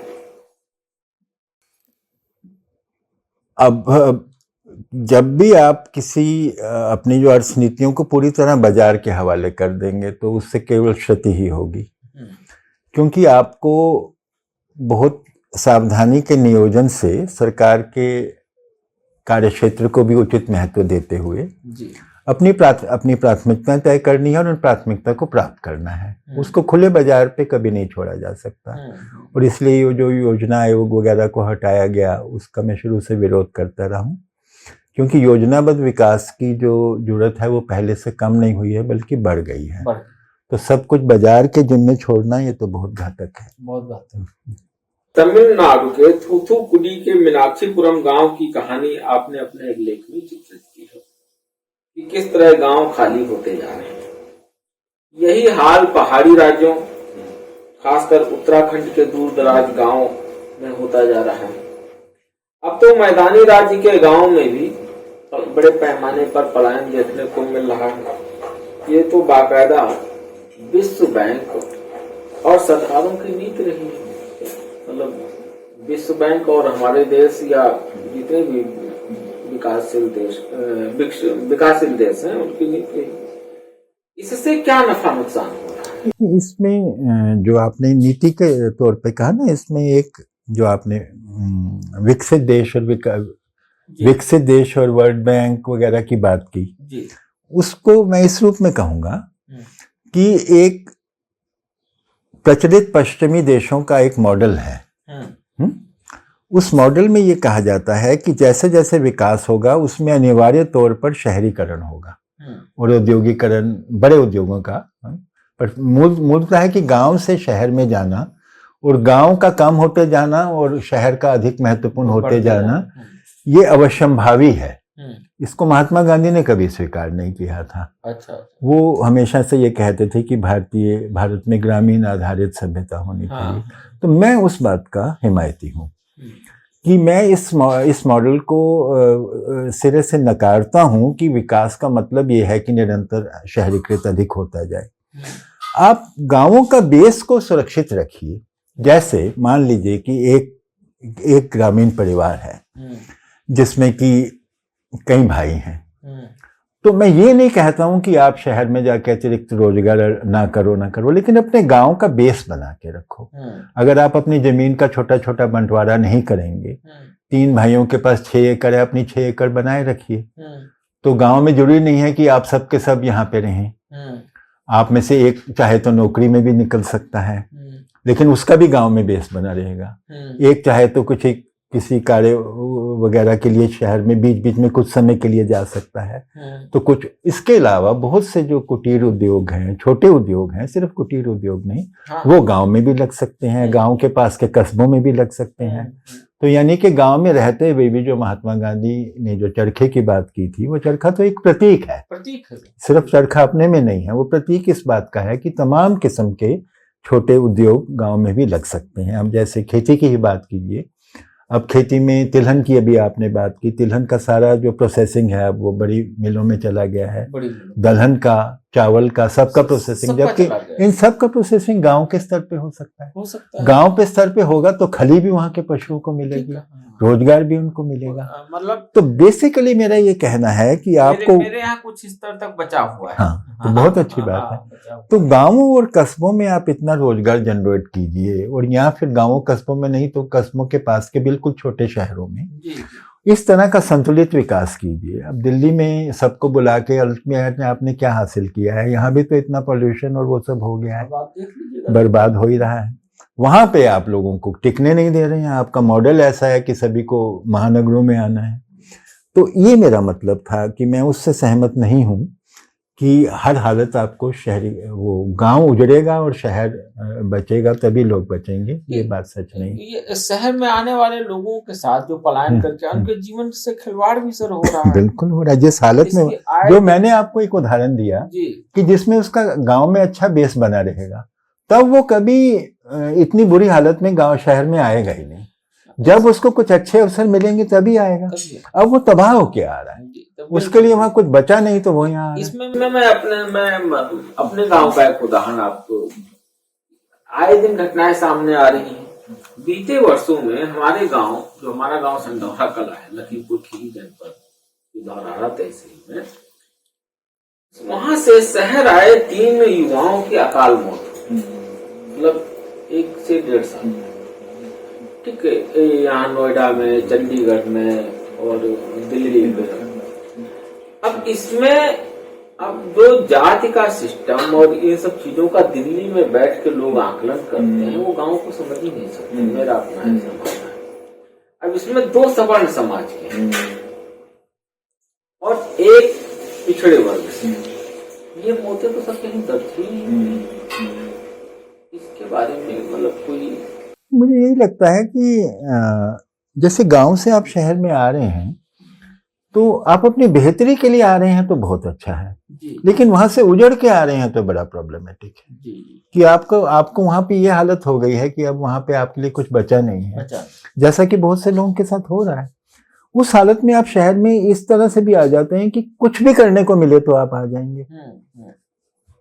तो वो, और आपके पास कोई फॉल बैक नहीं होता है कि आप ऐसे तमाम चीजें जो आपके स्वास्थ्य के लिए ठीक नहीं है वो सब भी आप अपनाने को तैयार हो जाते हैं। मजदूर किस हालत में काम करते हैं ईंट भट्टों में, शहरों में, वो तो नजर आएगा। गुटखा फैक्ट्रियों में, गुटखा फैक्ट्रियों में हालत बहुत खराब होती है, बहुत भयानक स्थिति है। मुझे कभी बताइए, ये इस 3 युवाओं में जो एक मौत हुई है वो गुटखा फैक्ट्री की, और एक मौत जो है कीटनाशक जो चंडीगढ़ में। ये सारी बातें, ये सब वही उत्पाद हैं जो सबसे ज्यादा खतरनाक उत्पाद है। लेकिन विकास के क्रम में सर, अगर नीति निर्धारकों के स्तर पर बात करें तो गांव को शहर बनना ही है। इसको दूसरे तरीके से कहें तो गांव के लोगों को पलायन कर आखिरकार शहरों में जाकर बसना है, या उनको पुश करके शहरों में लाना है। पुश करके शहरों में लाना है, वहां जाकर वो क्या करेंगे इसका कोई खाका हमारी सरकारों के पास नहीं है। इसे आप कैसे देखते हैं? नहीं, इसको मैं पूरी तरह से नकारता हूँ। ये जो सोच है ये बिल्कुल गलत सोच है। जी जी। आज की स्थितियों में और पर्यावरण की सारी बातों को, जलवायु बदलाव, इन सब बातों को भी ध्यान में रखते हुए भारत में जो विकास का जो मूल केंद्र है वो गांव को ही रहना चाहिए। जी। और गांव में भी फिर आगे पर्यावरण की रक्षा पे आधारित जो खेती है, पर्यावरण की रक्षा पे आधारित जो पशुपालन है, वो सब हमारा बेस होना चाहिए। भारत छोटे किसानों और खेत मजदूरों का देश है। छोटे किसानों को केंद्र में रखकर कृषि तकनीक का चुनाव करना चाहिए। उनके लिए महंगी तकनीक अपनाना कठिन है। ये बातें जिम्मेदारों को क्यों नहीं समझ में आती? अब उन्हें क्यों नहीं समझ आती ये तो मैं नहीं कह सकता। आप लेकिन ये बहुत निश्चित है कि जब तक हम भारत के छोटे किसानों के अनुरूप नीतियां और तकनीकें नहीं अपनाएंगे तब तक भारत की खेती का ठीक से विकास नहीं हो सकेगा कभी। और ये जो भूमिहीन मजदूरों की भी आपने बात की है, तो मेरा शुरू से ही ये एक बहुत महत्वपूर्ण मेरे विचारों का पक्ष रहा है कि भूमिहीनों को भी कुछ ना कुछ, चाहे आप थोड़ी जमीन दीजिए, चाहे आधा एकड़ दीजिए, लेकिन उनके लिए कुछ ना कुछ जमीन प्राप्त करने का रास्ता खुला रहना चाहिए।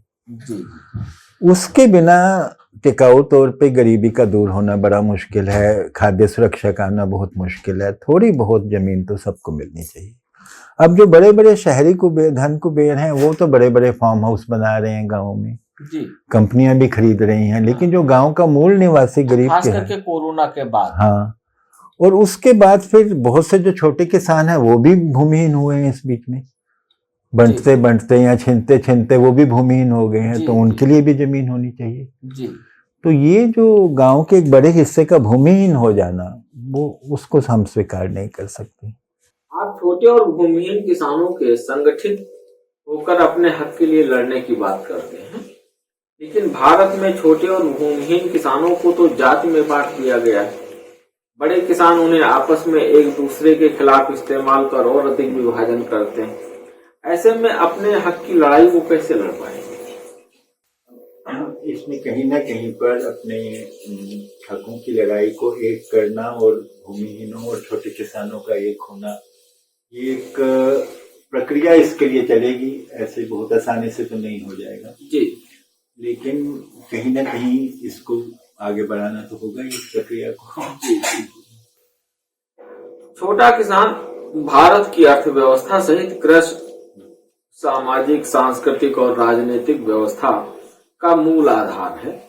लेकिन बड़ी पूंजी के पक्षधर लोग ये मानकर चलते हैं कि जिस तरह की दुनिया और उसकी अर्थव्यवस्था बन रही है उसमें छोटे किसानों को समाप्त ही होना है।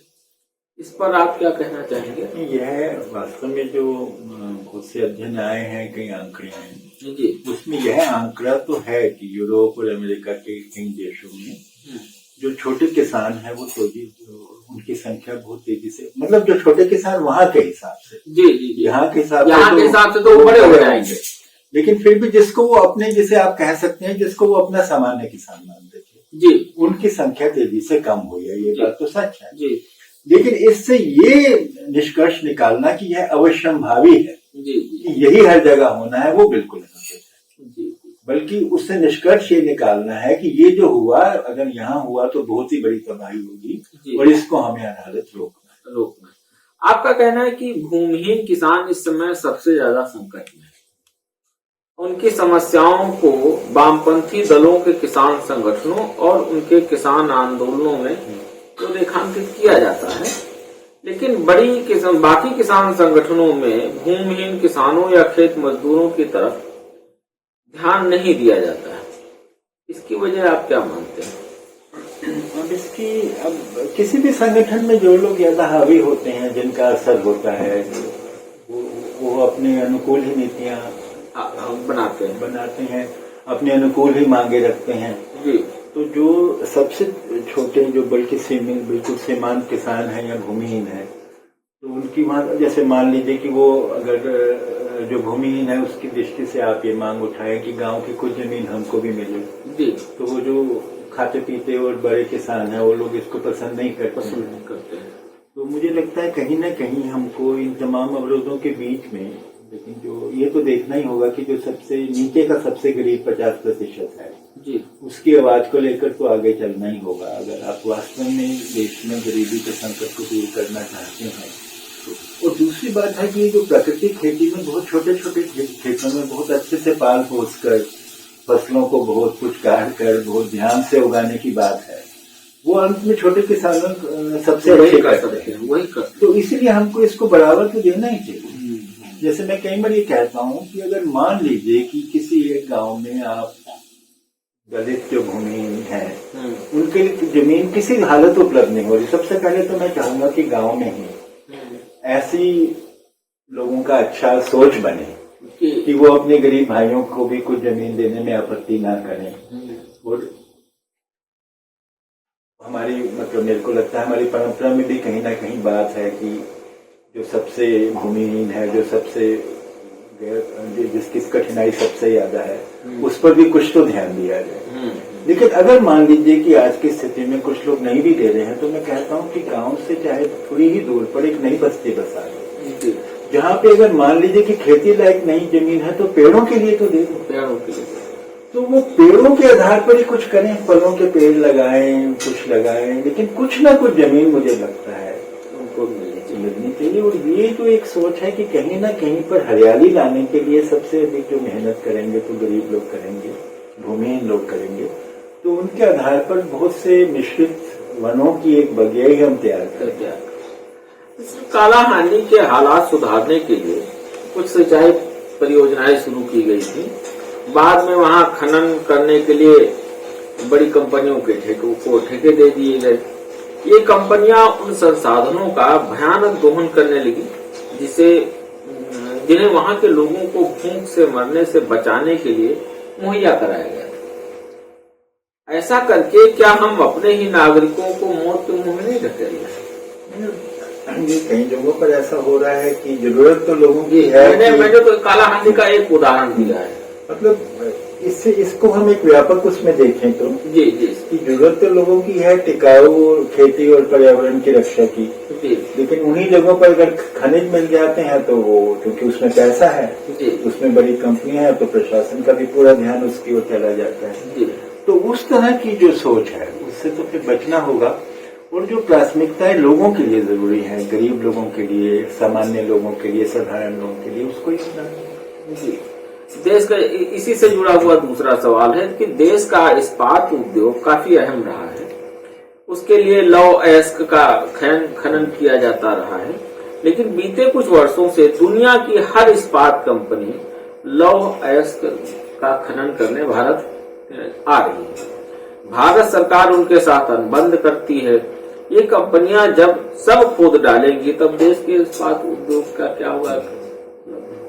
इसके लिए तो जरूरी है ना कि इसलिए मैंने कहा ना कि योजनाबद्ध विकास, वो जो योजना आयोग के माध्यम से हो सकता है, योजनाबद्ध विकास में ही ये संभव है कि आप इसका तो पूरा वो बनाएं कि देश में कोई साधन है तो कितने खनिज हैं, कितने का हम आयात कर सकते हैं, कितना हमें अपने देश के लिए बचाना है। ये सब चीजों को भी हमको ध्यान देना होगा ना। जब ये प्रक्रियाएं टूट जाएंगी, जब ये होगा ही नहीं, इस तरह की योजना नहीं करेंगे, तो फिर उसमें यही होगा कि अभी जितना फॉरेन एक्सचेंज कमा लो या जो कंपनियां उसमें लगी हैं वो जितना कमा लें, फिर उसके आधार पर ही करता है। बहुराष्ट्रीय कंपनियों ने भारत में कृषि व्यवस्था को इस तरह बना दिया गया है कि किसान ही नहीं, कमोबेश सरकारें भी उन पर निर्भर हो गई हैं। खेती के लिए बीज उनसे लेना है, रासायनिक खाद उनसे लेना है, कीटनाशक उनसे लेना है, खरपतवार नाशक उनसे लेना है। एक तरह से पूरी तकनीक उनसे लो और अपनी हजारों वर्षों से जो विकसित देसी तकनीक है उसको भूल जाओ।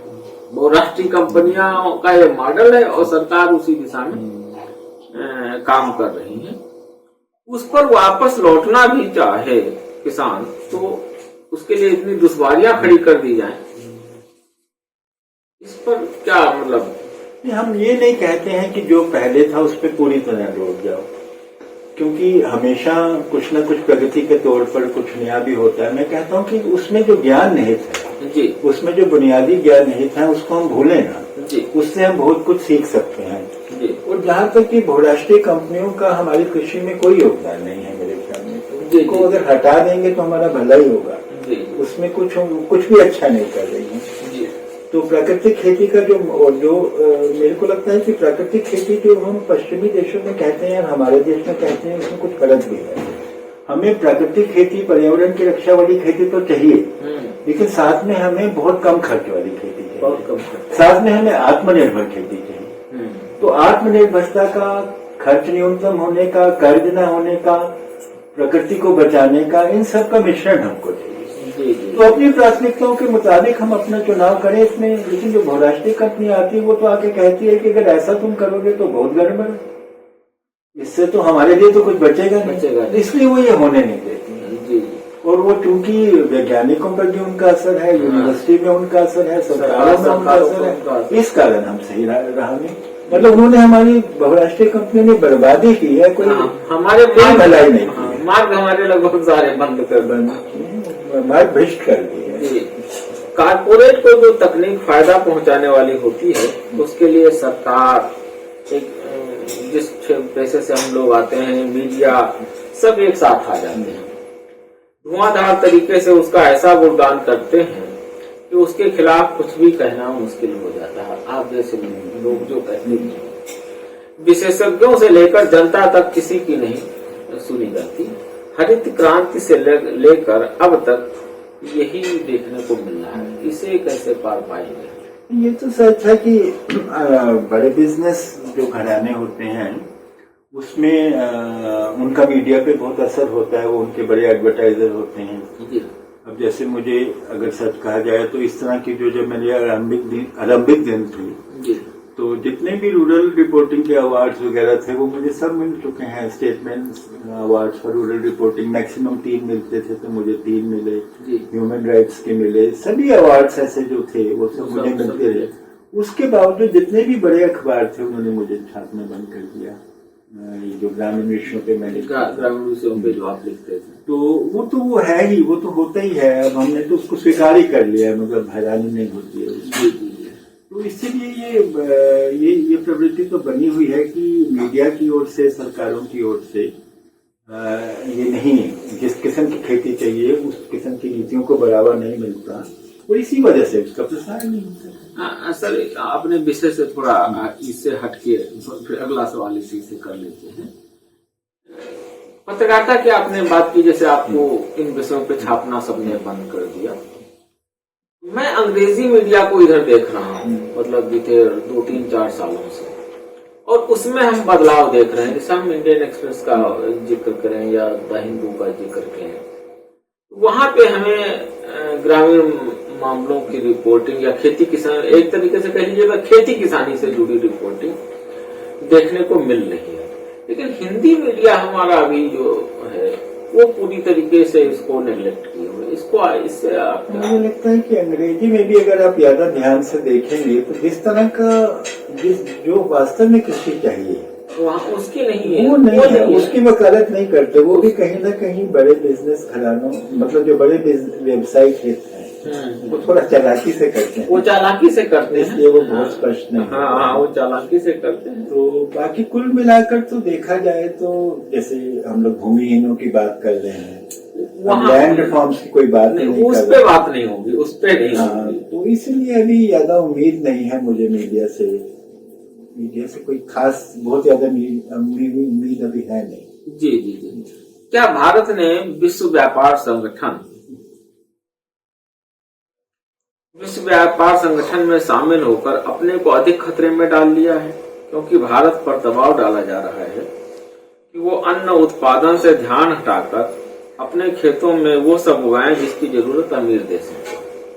ये तो आरंभ से ही धनी देशों में रहा है। विश्व व्यापार संगठन से पहले इसमें भी उनकी प्रवृत्ति रही है। अगर आप औपनिवेशिक समय में भी जाएं, जैसे बिहार में नील की खेती, तो वो किसानों से नील की खेती जबरदस्ती कराई जाती थी। जी जी। अगर वहाँ की मिलों को कॉटन चाहिए तो वो कॉटन यहाँ से उगवाएंगी वो, और उस तरह उतने मूल्य पे खरीदना चाहेंगी जितना उनके लिए फायदेमंद है।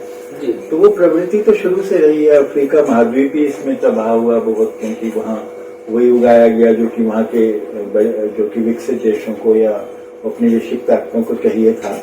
तो वो प्रवृत्ति एक तरह से आज तक बनी हुई है।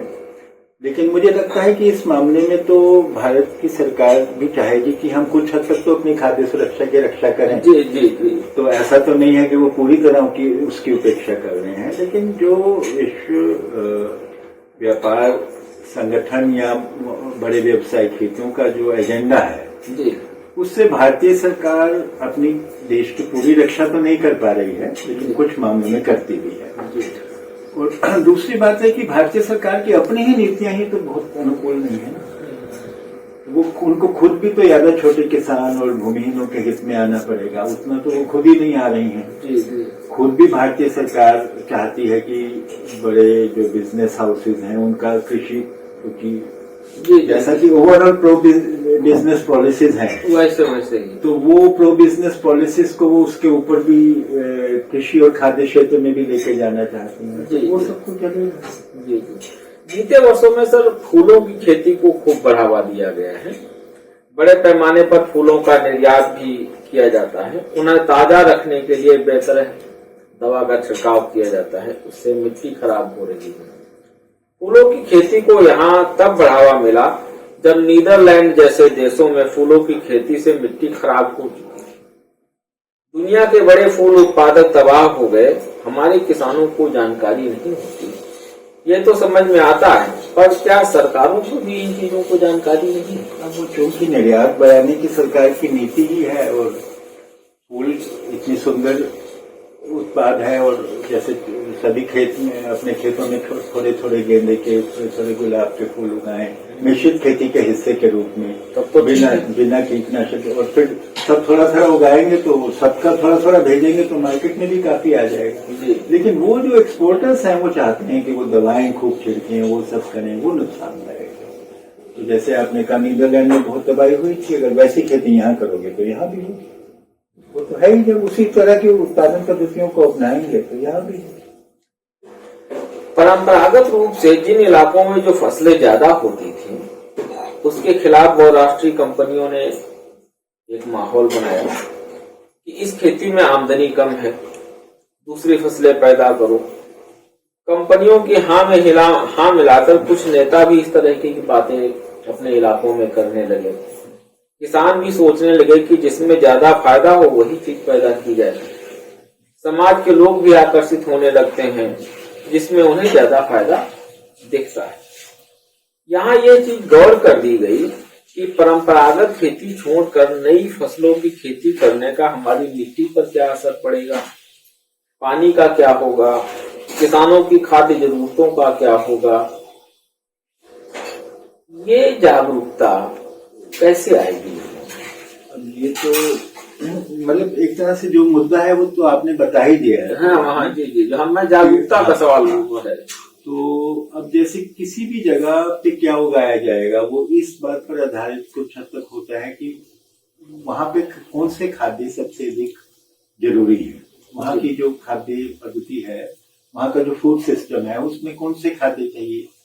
और जनरली वहां की जो मिट्टी पानी की स्थिति होती है वो उसके अनुकूल होती है जी।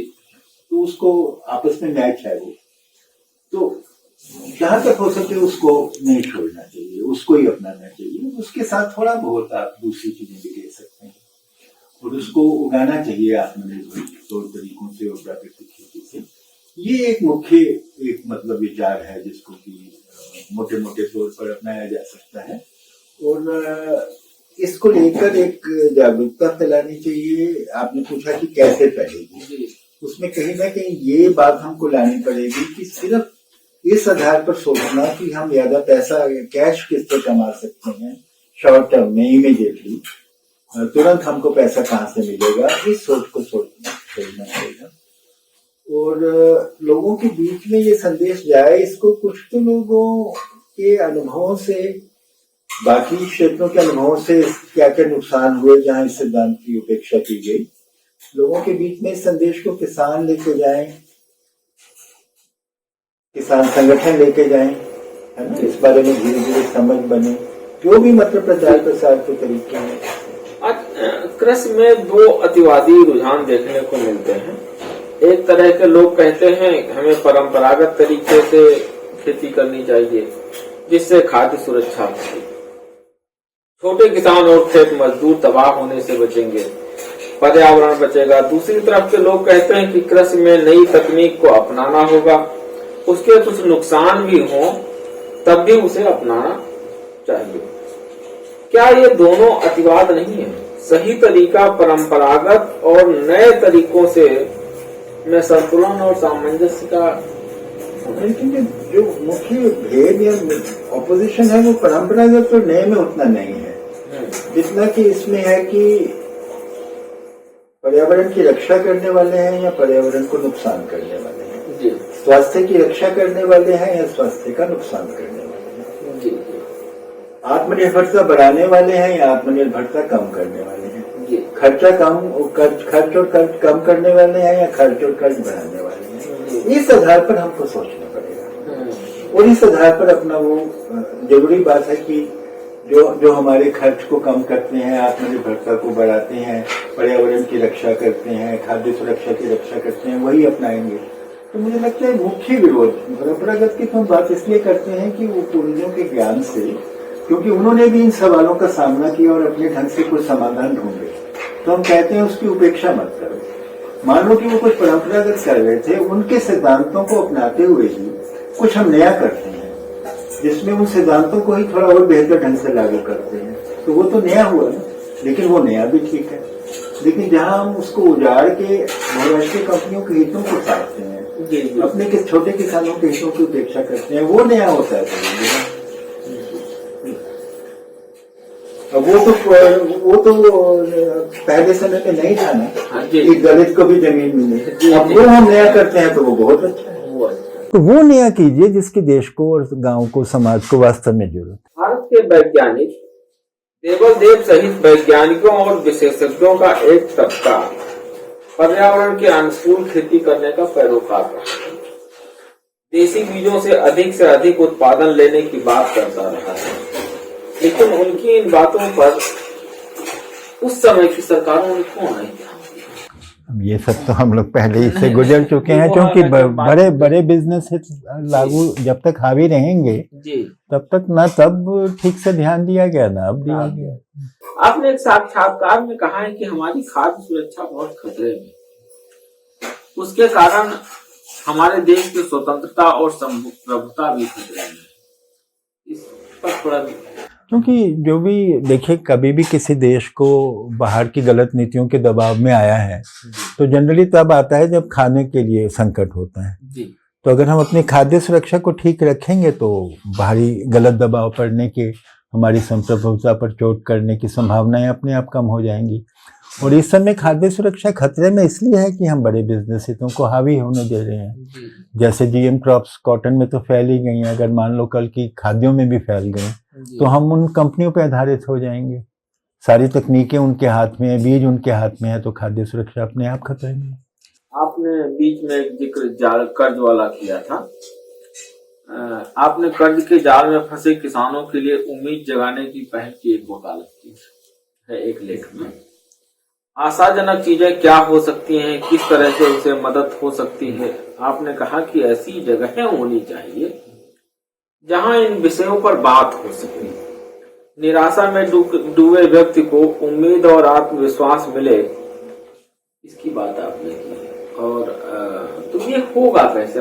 मेरे ख्याल में इसमें जरूरी है कि पहले तो ऐसी खेती का प्रसार छोटे किसानों में हो जो महंगी ना हो और जो उस पर कर्ज का बोझ ना बनाए। ये पहले तो ये होगा। उसके बाद जो कर्जा पहले से पड़ चुका है तब उस कर्जे की माफी की जाए, नहीं तो दोबारा से हो जाएगी। तो इसीलिए मैं इसका मतलब, मान लीजिए कि मेरे हाथ में देश की नीति हो तो मैं कितना भी पैसा इस बात के लिए खर्च करने को तैयार हूं कि किसानों के कर्ज दूर हो जाए, माफ हो जाए या दूर हो जाए, है ना। तो उसमें खर्च करने में हमें जरा भी कोई दिक्कत नहीं होनी चाहिए, लेकिन साथ ही में कुछ ऐसा हमको करके दिखाना होगा कि अगर मान लीजिए कि इस समय किसान कर्ज में है, अगर वैसे ही चलता रहा और यही सब चलता रहा तो फिर दोबारा कर्ज में जाएगा ना जी। तो कुछ ऐसा हम करके दिखाएं कि हम प्राकृतिक खेती और सस्ती खेती और कर्ज विहीन खेती अपनाकर कि हम इस तरह की खेती भी कर सकते हैं। जी, जी। उसके बाद जो ये सब अपनाने से पहले का आप पे कर्ज चला आ रहा है वो उसको सरकार माफ करे। इसमें मेरे आपके लेख से मुझे ये भी इसका भी अंदेशा एक मिलता है, मतलब एक सूत्र मिलता है कि कुछ जगह ऐसी होनी चाहिए जो किसान बहुत मुसीबत में उनसे बातचीत हो, मतलब जिससे वो आत्महत्या की तरफ या कोई घटना को अंजाम देने की तरफ न बढ़। बातचीत करने की जगह होनी चाहिए, लेकिन उसके साथ ठोस उसके समाधान भी होने चाहिए। अगर सिर्फ बातचीत ही करें, सिर्फ बातचीत नहीं, बहुत से लोग इस बात की वकालत करते हैं कि काउंसलिंग सेंटर बना दो। खाली काउंसलिंग से क्या तो काउंसलिंग में जाके वो करेगा क्या? जो काउंसलर भी क्या कहेगा जब कोई समाधान ही नहीं है उसका? तो मुझे लगता है काउंसलिंग सेंटर उन पूरी पॉलिसीज का एक हिस्सा है, लेकिन वो एकमात्र होगा तो उसका कुछ असर नहीं होगा। बीज से लेकर तकनीक तक, उत्पादन से लेकर पैकेजिंग तक बहुराष्ट्रीय कंपनियों का वर्चस्व हो गया है। उनका उद्देश्य केवल मुनाफा है। ये मॉडल किसान और उपभोक्ता दोनों के लिए नुकसानदायक है, ऐसा मेरा मानना है। ये बात उपभोक्ता जो है वो भी नहीं समझने को होता है, वो कैसे? अब इसमें तो वही जागरूकता लाने की बात है कि अगर मान लीजिए कि उपभोक्ताओं में ये बहुत जागरूकता आए कि हमको, मैं बीच में सर रोक रहा हूँ आपको, जैसे वो अभी तक क्या था, कुछ साल पहले तक वो किसान से सीधे सामग्री ऐसा ही कुछ होना चाहिए लेता था, ऐसा ही तो उसको जो आज बाजार में ले रहा है उसको उससे सस्ती मिलती थी और किसान को भी लाभ होता था। और सबसे बड़ी बात यह है कि वो बीच का जो बिचौलिया का सिस्टम है उसके अलावा जो एक नई बात यह है कि जो हम प्राकृतिक खेती को, जो किसान प्राकृतिक खेती करे उसको उससे जोड़ दें, जो उपभोक्ता भी तो तरह तरह की बीमारियों से संकट में है, तो उसको भी ऑर्गेनिक प्रोड्यूस की जरूरत है, नेचुरल। तो उन दोनों को आपस में जोड़ दें। जैसे मान लीजिए कि सोनीपत में यहाँ पर या दिल्ली के ही बाहरी गांवों में बहुत से किसान अगर वो नेचुरल फार्मिंग करें, वो मान लीजिए कि हमारे यहाँ पे एक अपार्टमेंट्स है, उस अपार्टमेंट में हम कहें कि आप जब आपकी फसल तैयार होती है तो हम आपसे इतनी लेंगे ही लेंगे, तो एक सीधा हो गया, उनको अच्छा कीमत मिल जाएगी और हम लोग अच्छे से हम सबको अपने घर में बैठे स्वास्थ्य का वो मिल जाएगा। जी। तो ऐसे बहुत सी चीजें हो सकती हैं, लेकिन इस समय एक स्थिरता है, कुछ नहीं हो रहा है खास। जी। अमेरिकी लेखक वेंडल वेली ने अपनी पुस्तक the unsettling of America culture and agriculture में लिखा है, वो अमेरिका में बढ़ती कैंसर व अन्य बीमारियों का जिक्र करते हुए उसकी मुख्य वजह खेती और भोजन में आए बदलाव को मानते हैं। यही स्थिति क्या आपको नहीं लगता हिंदुस्तान में भी लगभग? वो तो पूरे दुनिया में ही एक, जैसे अमेरिका में मैं बताऊं कि आपने इस किताब का अपने एक लेख में जिक्र किया है जी। वैसे ये किताब थोड़ी पुरानी है, लेकिन आपको अभी मैं नवीनतम बात बता रहा हूँ कि अमेरिका में 100 में से 40 लोगों को अपने जीवन काल में कैंसर होता है जी। अगर 100 में से 40 लोगों को कैंसर होता है, मतलब हर परिवार में औसतन एक ना एक को कैंसर अपने जीवन काल में होता है। तो यहाँ एक समय था कि कैंसर एक रेयर बीमारी थी। जी। अब वहां से अब तक हम इतना तो पहुंच ही गए हैं, और मुझे लगता है कि काफी हद तक ये जो भी हजार्ड्स आए हैं, जिसमें एक बड़ा हिस्सा हजार्डस फूड का है, उसके कारण काफी हद तक है ये जी। तो इंडिया में भी तो आप देख रहे हैं, पहले कैंसर इतना कम था, अब इतना बढ़ गया। लेकिन बात सिर्फ कैंसर की नहीं है, पंजाब और कैंसर ट्रेन और पूरा उसका, लेकिन कैंसर एकमात्र नहीं है, और भी बहुत सी हेल्थ प्रॉब्लम्स हैं जो कि रासायनिक खाद और कीटनाशक उगाओं से और बड़े बड़े वीड किलर से जो रासायनिक हैं खतरनाक, ये सब मान ही रहे हैं कि उससे हो रहा है। तो ये तो हो ही रहा है, तो इसीलिए उपभोक्ता और किसानों के हित तो एक से हैं, लेकिन उनको एक जगह लाने वाला कोई हो, उनके बीच में संबंध बनाने वाला कोई हो, उसकी उन प्रयासों की जरूरत है। मैं जागरूकता के संदर्भ में फिर अपने गांव का उदाहरण मैं बताऊं कि मेरा गांव तो सर बहुत पिछड़ा इलाका, मतलब यूपी का सबसे पिछड़ा इलाका माना जाता था। मैं बीते सर 2 साल में मैं देख रहा हूँ 5 लोगों की कैंसर से मौत। यही तो हो रहा है। अभी 3 दिन पहले एक मतलब मुश्किल से क्या कहते हैं 36-37 साल का लड़का अभी 3 महीने पहले ट्रेस हुआ और परसों से।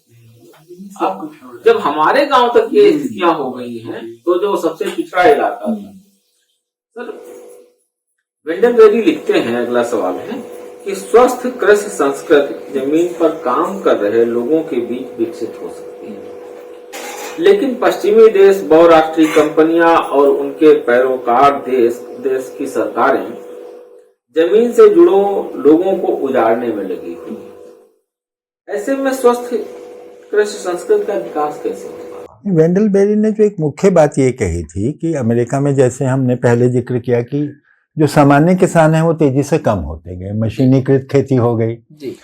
तो उनका ये कहना है कि अमेरिका में एक स्वस्थ समाज के लिए, एक हेल्दी समाज के लिए ये बहुत जरूरी था कि जो किसान आधारित जो गांव था, किसान आधारित जो एक संस्कृति थी, उसका बने रहना बहुत जरूरी है। वो कह रहे हैं देश की नींव में ये होना चाहिए जी। तो उनकी जो सरकारें और बिजनेस घराने कह रहे हैं कि हमने इतने कम किसानों से भी उतना ही उत्पादन करके दिखा दिया तो हमने कुछ तरक्की की है। वेंडल बेरी कह रहे हैं कि तुमने जो पूरे गांवों को उजाड़ दिया तो तुमने इस देश की बहुत क्षति की है। जी। क्योंकि कहीं देश में डेमोक्रेसी के लिए, लोकतंत्र के लिए, एक संस्कृति के लिए तो एक गांव समुदाय जरूरी है, आपने उसी को खत्म कर दिया।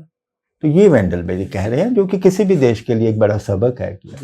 जैसे युद्ध अपराध, जहरीली गैस और रासायनिक हथियारों के व्यापार में लगी कंपनियां खेती और खाद्य प्रणाली में हावी होती जा रही हैं।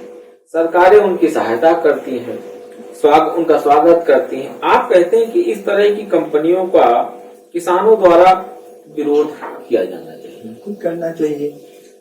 अब जिन कंपनियों का ये इतिहास है, जैसे बहुत सी कंपनियां इस समय ऐसी हैं जिन पर अमेरिका में ही अरबों डॉलर के तो मुकदमे हैं कि तुमने हमें कैंसर किया, अरबों डॉलर के हैं, करोड़ों डॉलर के नहीं। जी। उन्हीं कंपनियों को आप अपने देश में ला रहे हैं। वहां पे तो वो अरबों डॉलर का मुआवजा दे चुकी हैं और दे रही हैं और उनको आप अपने देश में आमंत्रित कर रहे हो, उनसे समझौते कर रहे हो कि आप हमारे देश में आओ। तो ये विनाश नहीं है तो जी, इसका विरोध होना चाहिए। बिल्कुल। किसानों को जब पता लगे, वही जागरूकता का सवाल फिर एक बार आता है।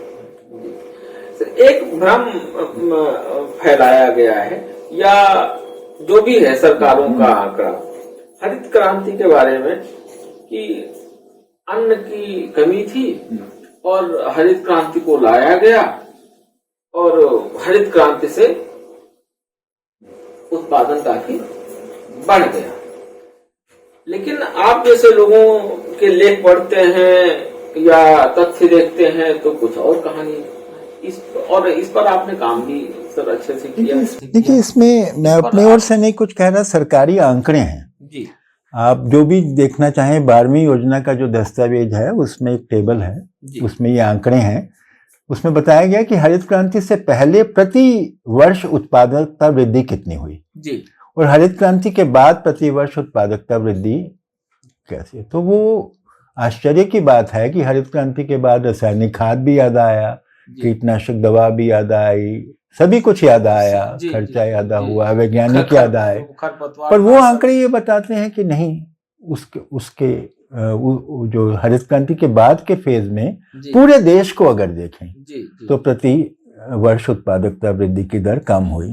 तो फिर ये जो भ्रम कैसे पैदा होता है, क्योंकि जैसे आपने बहुत से संसाधनों को मात्र एक राज्य में लगा दिया या एक राज्य की एक तहसील में लगा दिया, वहां पर सारी सिंचाई डाल दी, वहां पर सारी रासायनिक खाद डाल दी, सारी सब्सिडी वहां डाल दी, तो उसके असर के फलस्वरूप तो वहां पे कुछ समय के लिए, वो भी हमेशा के लिए नहीं, कुछ समय के लिए ज्यादा उत्पादन नजर आएगा ही। लेकिन वहां इतना कुछ डालने के बाद कि बाकी जगहों के लिए संसाधन कम बचे, वहां पे आप कम ध्यान सके, तो वहां पे तो मतलब खूब नाच गाना हो गया कि हमारा उत्पादन बढ़ गया। लेकिन जैसे ही आपने उन्हीं संसाधनों को देश में जब पूरे भाग में बांटना था तो बाकी जगहों के लिए कम बचा। तो जब आप पूरे देश के आंकड़े देखते हैं तो वो नहीं नजर आता। लेकिन फोटो खींच के अगर आप सिर्फ उन चंद गांवों का दिखा देते हैं जहां आपने सारी सब्सिडी, सारी सिंचाई, सब कुछ डाल दिया था, उसकी फोटो जब आप टीवी पे दिखा देते हैं तो लगता है हरित क्रांति ने बहुत उत्पादन बढ़ाया। इस तरह ये भ्रम पैदा होता है। तो सर इसी से एक सवाल और भी पैदा होता है। तो जब हरित क्रांति के पहले या तो ये गलत प्रचार किया गया कि देश का खाद्य कोई बहुत बड़ा संकट था ही नहीं। वही मैं जानना चाहता हूँ कि या तो पहले संकट था ही, अगर गलत प्रचार किया गया, अगर हम लोग अपने आत्मनिर्भर उपायों को अपनाते जी, जो थोड़ा बहुत संकट था, थोड़ी बहुत कमी थी, उससे हम दूर कर सकते थे। हमें ये सब अपनाने की कोई जरूरत नहीं। हमें अपने खेतों जमीन की सत्यानाश। डॉक्टर इछारिया जो देश के सबसे बड़े राइस वैज्ञानिक जी को मैंने अनेक दिनों तक उनके साथ रहकर उनको इंटरव्यू किया था। जैसे आप आए हैं तो मैं तो उनके साथ कुछ दिनों तक रहा। उन्होंने बताया था, डॉक्टर इछारिया ने मुझे बताया कि देसीय बीज के आधार पर वो बिल्कुल तैयार थे बहुत बड़ा उत्पादन कर, पर उनको जॉब से हटा दिया। मेरा सर जो जीएम की बीजों की वकालत करते हैं, मैं कई जगहों पे सेमिनार में मैं एक सवाल उनसे पूछता हूँ जिसका जवाब वो आज तक नहीं दे पाते कि जीएम बीज लाए होंगे, हमारे पास जब देसी बीज थे तो उन्हें आप जो वकालत कर रहे हैं वो इस तरीके से अपने देसी बीजों को क्यों नहीं मॉडिफाई किया गया जो ज्यादा उत्पादन से। हम यही तो कह रहे हैं। ठीक है, उसका वो भयानक रूप से देश के सबसे बड़े वैज्ञानिक जो उस समय था, जब हरित क्रांति आई है, उस समय के सबसे बड़े वैज्ञानिक थे चावल के डॉक्टर इछारिया, जो सेंट्रल कटक रिसर्च इंस्टीट्यूट के डायरेक्टर थे। उन्होंने मुझे खुद बताया कि वो बिल्कुल तैयार थे देशीय बीजों के आधार पर आगे बढ़ने के लिए, पूरी तैयारी हो चुकी थी उस समय। ये हरित क्रांति आई, उनका सारा कार्यक्रम।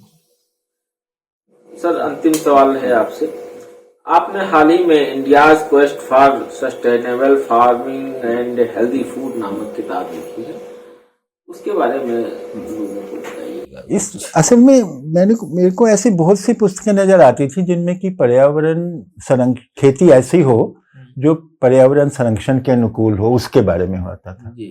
कुछ किताबें ऐसी नजर आती थी जिसमें भूमिहीनों के प्रति और छोटे के प्रति न्याय की बात होती थी, लेकिन दोनों का मिला जुला कहीं नहीं था कि जिसमें दोनों बातें आ जाए, न्याय की बात भी आ जाए और पर्यावरण रक्षा की बात भी आ जाए।